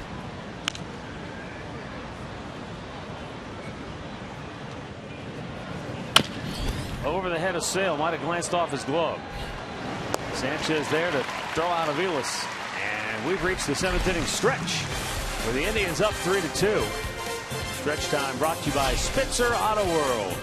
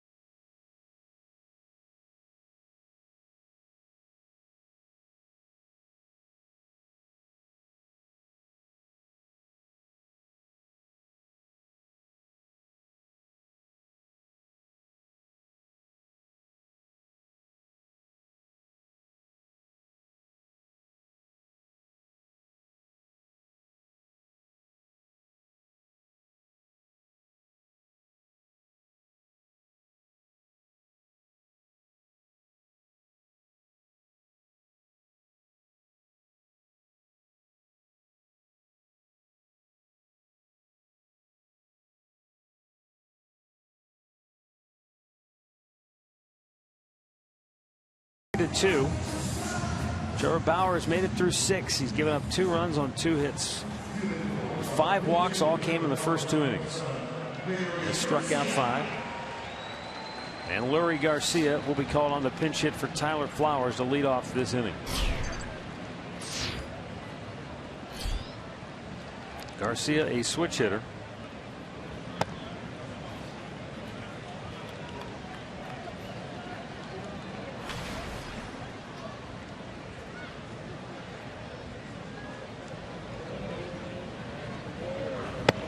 Swing and a miss. 0-2.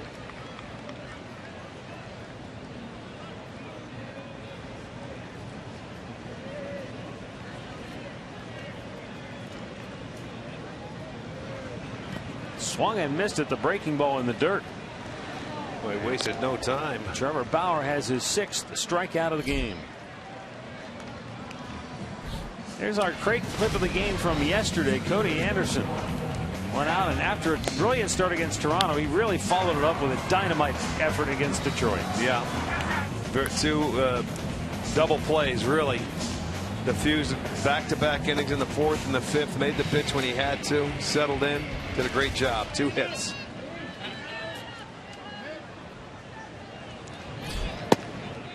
And Trevor Bauer with a strike to Adam Eaton, who is 0 for 2 with a walk. Seems like he's got a feel for that breaking ball right now, doesn't it? He's got a good slider working and curveball. Sky high pop. Shallow center. Almonte. 2 down. Well, season tickets offer the best perks, including savings and access to Tribe Rewards. And today's Tribe Reward TV code is Vizquel. Visit Indians.com. Season tickets for your complete details.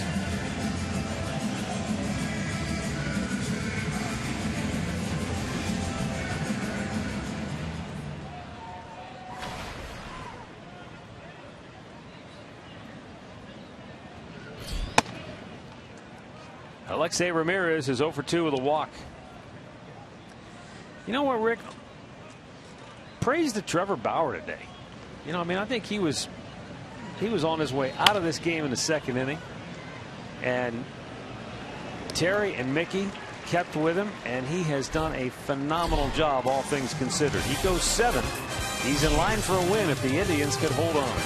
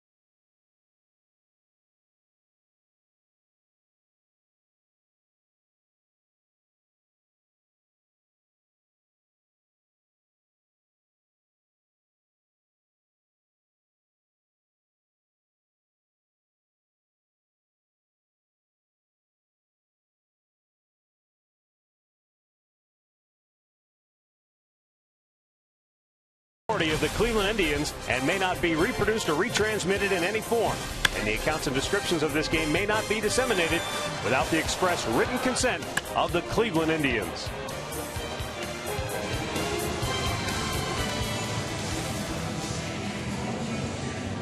Our Cleveland Clinic call to the bullpen takes place here in the 8th inning.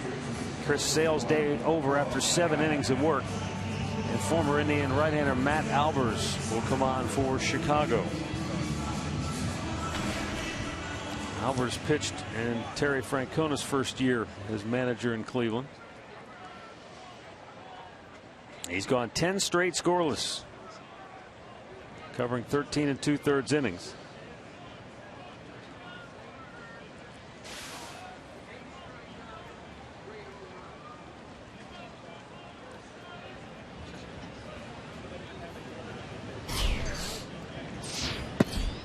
Off-speed pitch for a strike.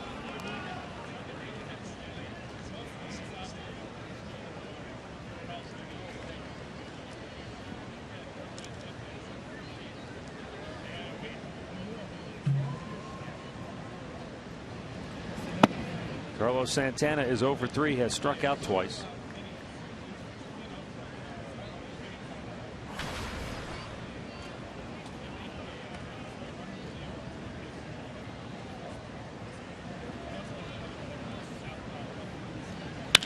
And Santana smokes it to first off the glove of Abreu. He recovers in time. 1 away. As promised earlier, it's Miller time. Brought to you by Miller Lite. Ryan Rayburn in the 4th gets the Indians back to even at 2-2 with that solo home run. Then in the 6th, he puts them ahead. You talk about a breaking ball going to right center field, a fastball. He pulls it to left. And boy, oh boy, he hit both of them a ton. 2 solo homers. What an afternoon for Ryan Rayburn. He's out though now as Lonnie Chisenhall will pinch hit for him with the right-hander Matt Albers in the game. And before Chisenhall climbs in, Don Cooper went to talk to Albers.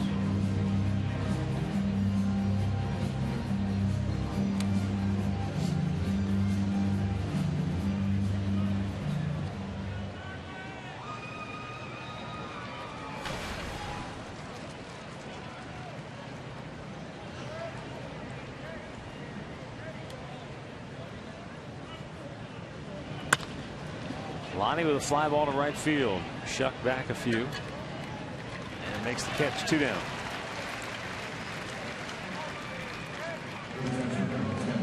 They're legends, icons, and warriors. And starting next month, 2 of the biggest names in the UFC will face off as coaches as interim featherweight champ Conor McGregor and Uriah Faber join an all-new season of The Ultimate Fighter. The mayhem begins Wednesday only on Fox Sports 1.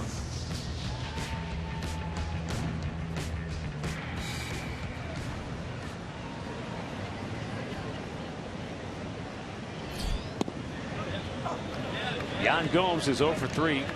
Out on strikes his last time up.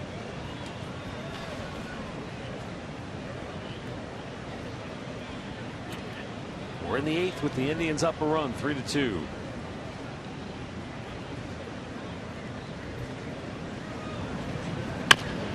Gomes with a smash up the middle. Sanchez off balance throw, and he got him. Nice play. Nice play. Yeah, he went up the middle on a nice twisting throw to first. It was right on the money, and the inning is over.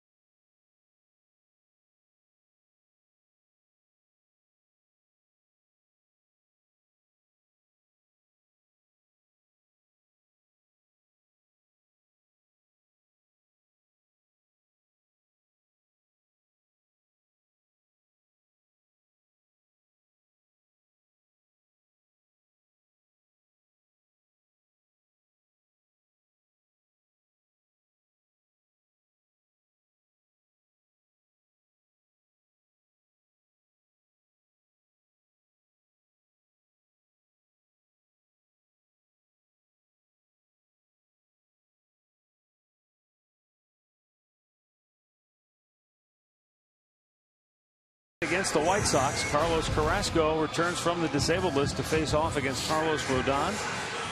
Alan Jensen bringing you Indians live at 7:30. First pitch with us at 8 right here on the home of the Tribe, Sports Time Ohio. Right now we go to the bottom of the 8th, and it's Brian Shaw. He's got 3, 4, and 5 due for Chicago. Jose Abreu, Melky Cabrera, and Avisail Garcia.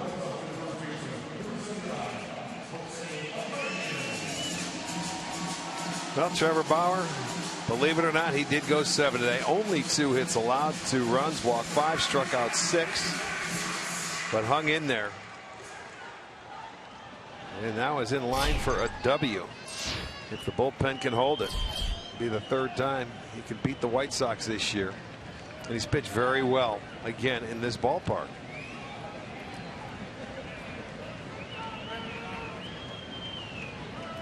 He gave him a couple runs today because of the control, but able to keep it there. Abreu fouls the first pitch back out of play.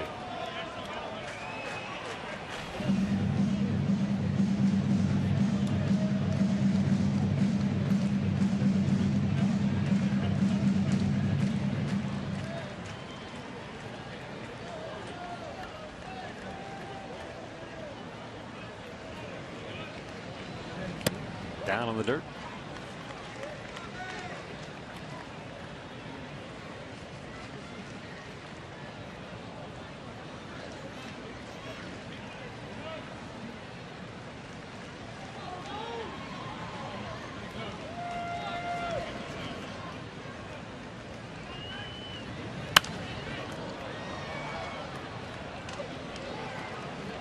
One ball and 2 strikes.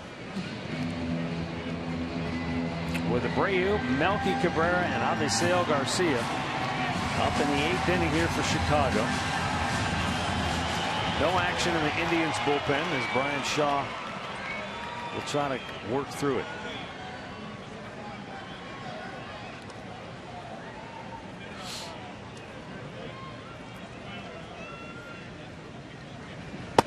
Strike 3 call, and Abreu knew it, boy.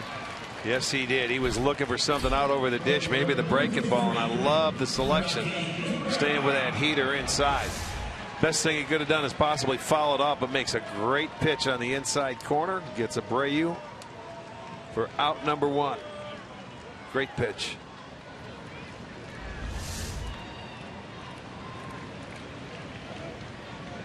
And up comes Melky Cabrera, 0 for 3.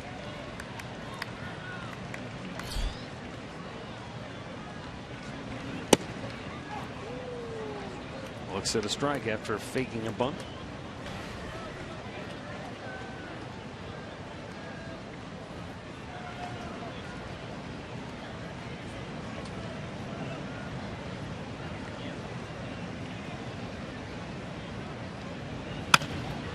Right at Giovanni Urshela.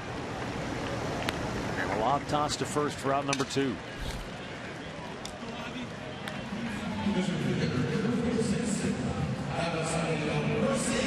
Avisail Garcia is 2 for 2. He's been on base all 3 times. He's scored a run, he's tripled, he's singled.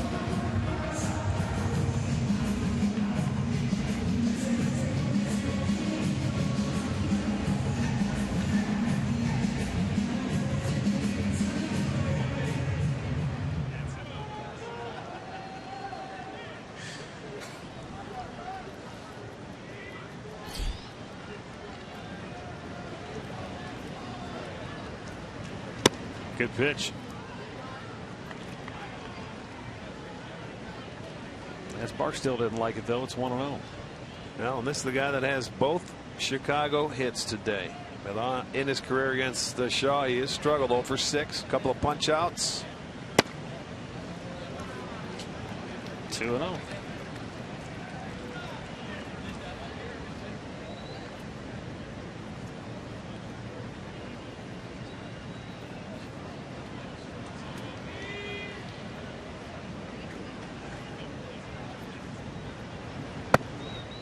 That's in for a strike, and now Garcia. Well, there you go. Now you're even. The other two looked like strikes. They were called balls. This one looked like a ball. Was called a strike. Let's look at it. The other two are out there. That one was a little low, as you can see on our pitch tracks, but they were called a little differently. Now he waves at Those pitch. are the ones he took early in the at bat.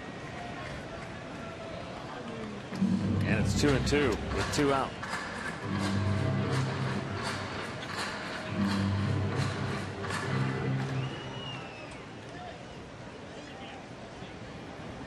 You can see Shaw peppering the bottom of the strike zone. Yes, sir. Goes upstairs and strikes him out to end the inning. Brian Shaw, 1-2-3-8. We'll go to the 9th. 3-2 Cleveland.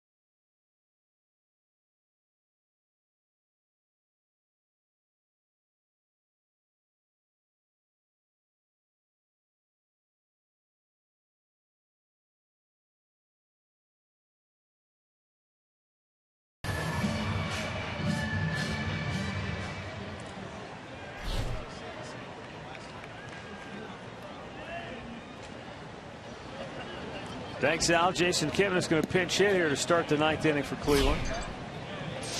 He bats for Chris Johnson, who was the DH today. Johnson had 2 hits and 3 trips. Coming out on deck, too. I kind of had a feeling that might happen. Sure, you got to get your defense set up. Kivin is going in as a DH, and Brantley will go in as the left fielder, hitting for Sands. As Andre told us earlier, once we get Sale out of the ball game, you'll see him. They do have their bullpen going, a righty and a lefty, though.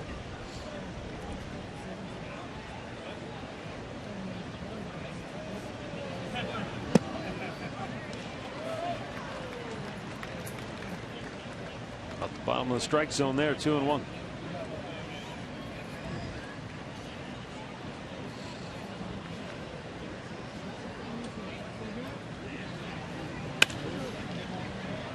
To left. Cabrera moving over, and he'll make the catch here, 1 away. Looking back at our keys to the game, brought to you by Wayside Furniture. Well, the Indians didn't get a lot of pitches to hit, but the ones they did not miss. And Trevor Bauer, after a shaky start, stepped up big time. Robin Ventura is going to go to his bullpen. Looks like he'll go to a left-hander to face Michael Brantley. Dan Jennings, we believe, is coming on when we come back. 3-2 Cleveland in the 9th.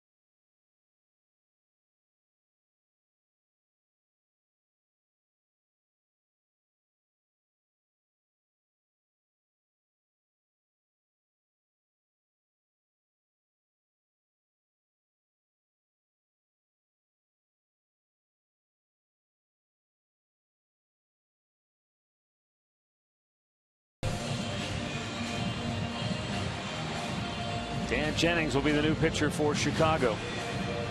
40th appearance of the year, 4.5 on the ERA. He'll face Michael Brantley. Brantley pinch hitting. Doesn't do a lot of that because he plays almost every day, but he's 0 for 1 officially as a pinch hitter. .319 batting average on the season. Leading the league with 42 doubles.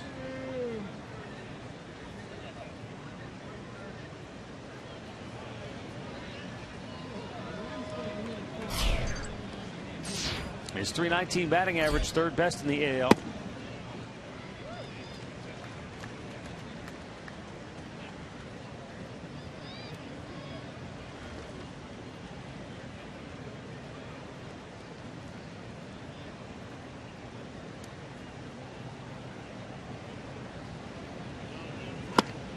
Down low.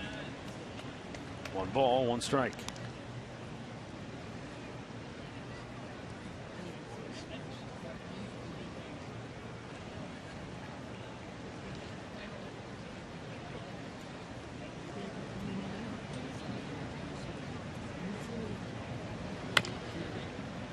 He pulls that foul.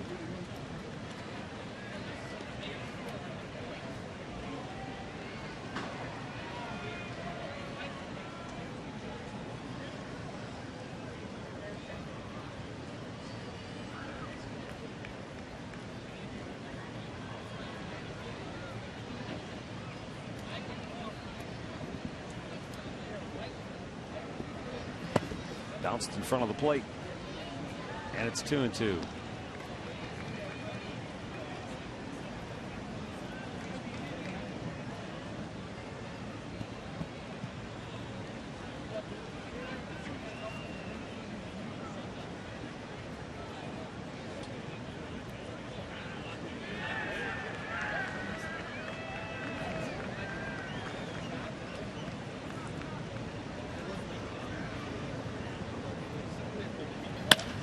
And Michael with a base hit in the left field. Nice job.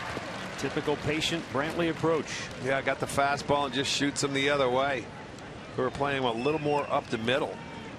You would think would maybe be with the breaking ball, but he stayed and waited perfectly. That fastball leaked out to the outside part of the plate, and he just took it the other way. So Michael comes up, 1 swing for the day. Nice job. He's going to get pinch run for. Martinez comes into the ball game now. I think it's Jose Ramirez. Yeah. I got you.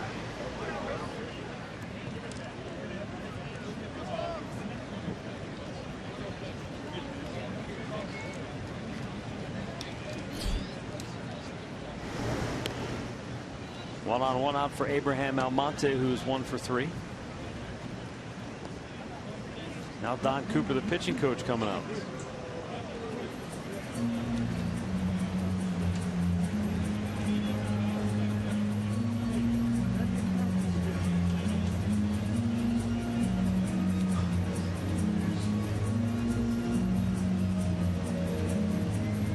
A lot of talking to the catcher, it looks like. Yeah.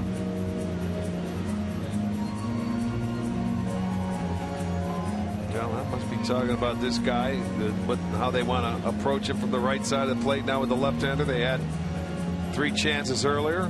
Almonte got a base hit off of Sale. He was 1 for 3. Put it in play every time. Indians trying to add one, get a little piece of insurance here.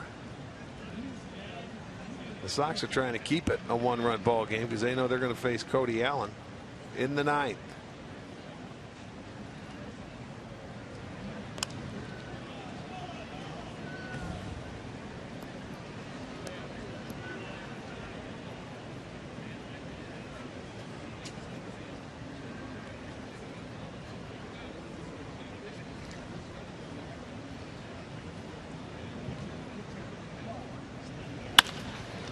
Right at the second baseman, Sanchez to Ramirez, on to Abreu. That'll end the inning.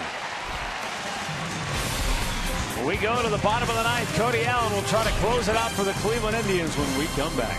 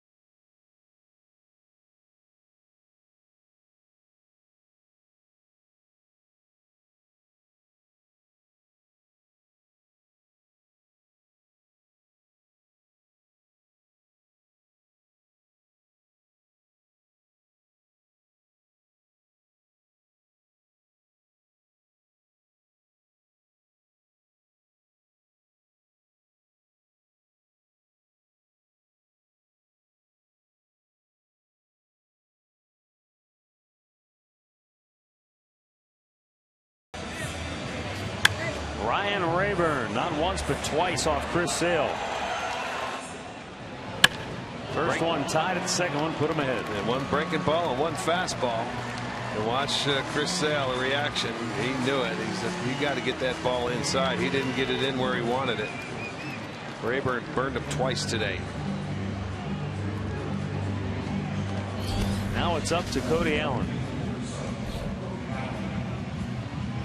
59th appearance on the year, looking for his 29th save.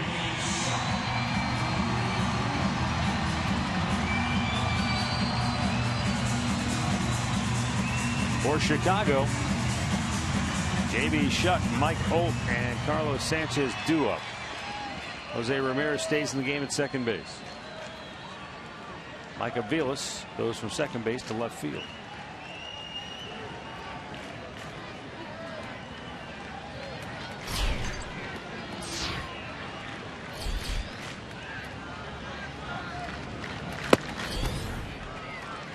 Strike one.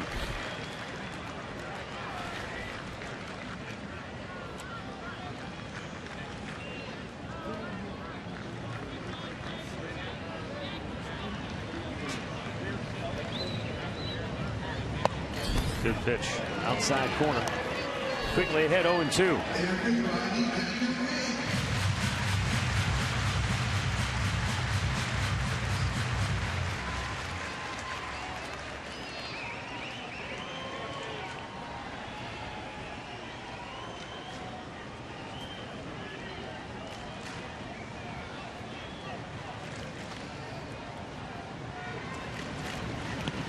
Almost chased after the breaking ball, but held up.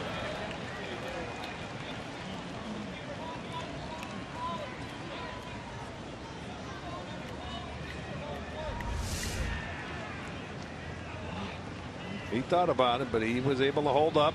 Breaking ball in the dirt. Gomes keeps it out in front.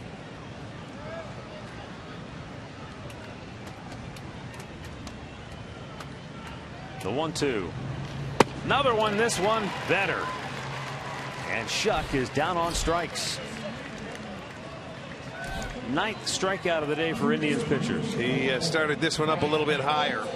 And it stayed in the strike zone, and all of a sudden you watch Shuck swing at it. No chance. Great tight curveball right there. Good pitch.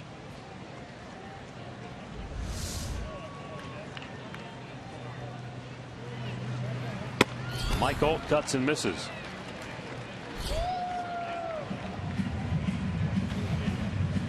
Holt has walked, struck out, bounced into a fielder's choice.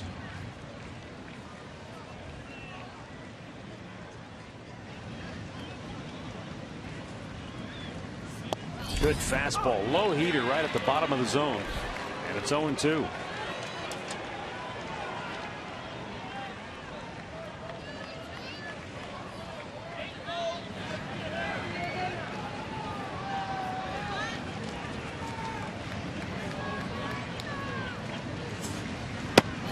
Just outside.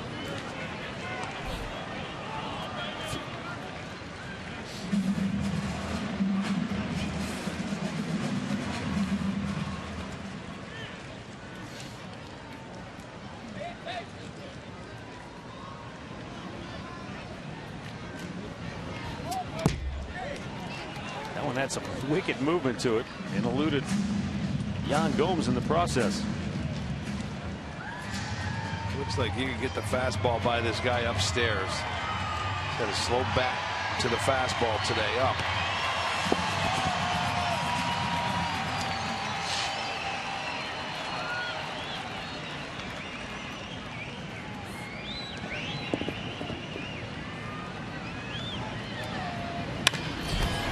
To third. And Urshela will throw him out.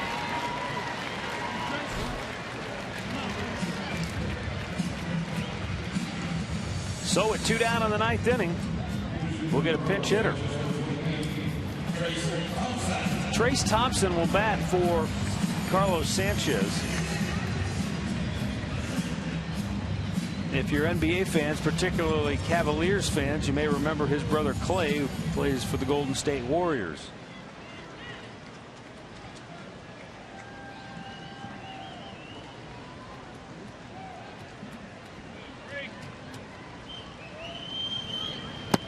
Swung out and missed.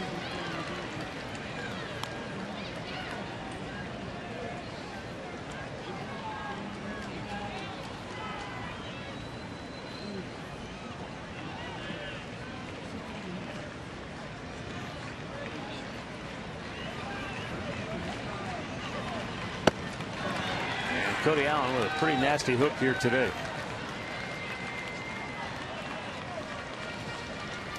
When he can couple that off-speed pitch with his fastball, it is not fun to face him.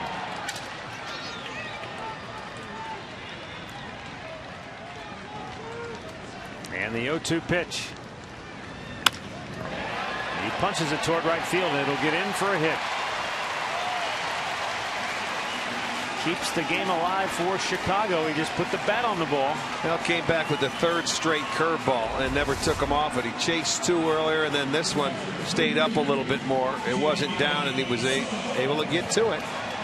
Not sure if he broke his bat, but he just stayed on it, fights it off, bloops it into right field, keeps it going.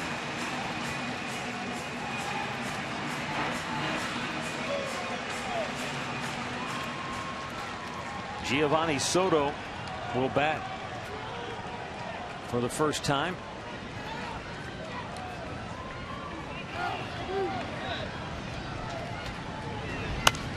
And the White Sox catcher fouls it back out of play.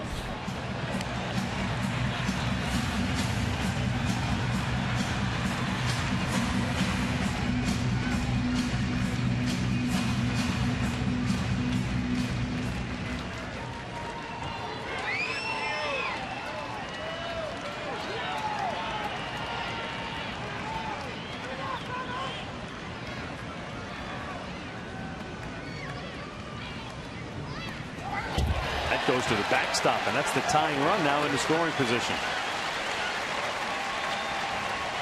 Well, that was not even close there. Gomes couldn't even put a body on it, and you know you want to keep the breaking ball down, but now that puts the tying run in scoring position. That one really looked like it hit in the left-handed batter's box.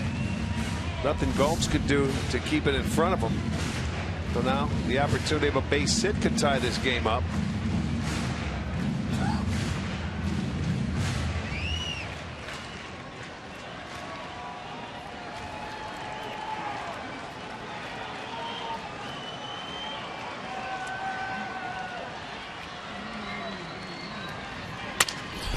Broken bat up the middle, cut off by Lindor. He unloads, got him, and the game is over.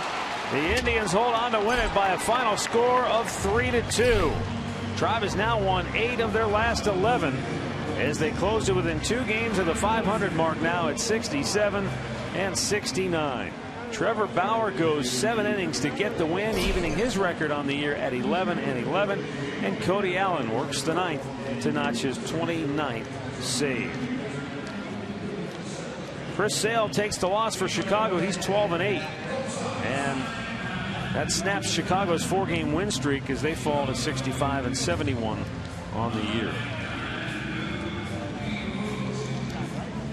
So a good win for the Indians on the heels of yesterday's impressive win over the Tigers to win that series. This was a hard-fought win because you knew you weren't going to get a lot against Chris Sale, but they made the most of it, didn't they? They sure did. The 3 solo home runs is how they scored, and you know that was nice to see. Ryan Rayburn, obviously the key. The way this started out early, you didn't think that Bauer was going to last long, but he ended up getting through that second inning, 1 pitch away from getting out of there. And then he only allowed the 2 hits. So, man, what are you going to do? It was a weird game. The Indians hold on and win a 1-run ball game here.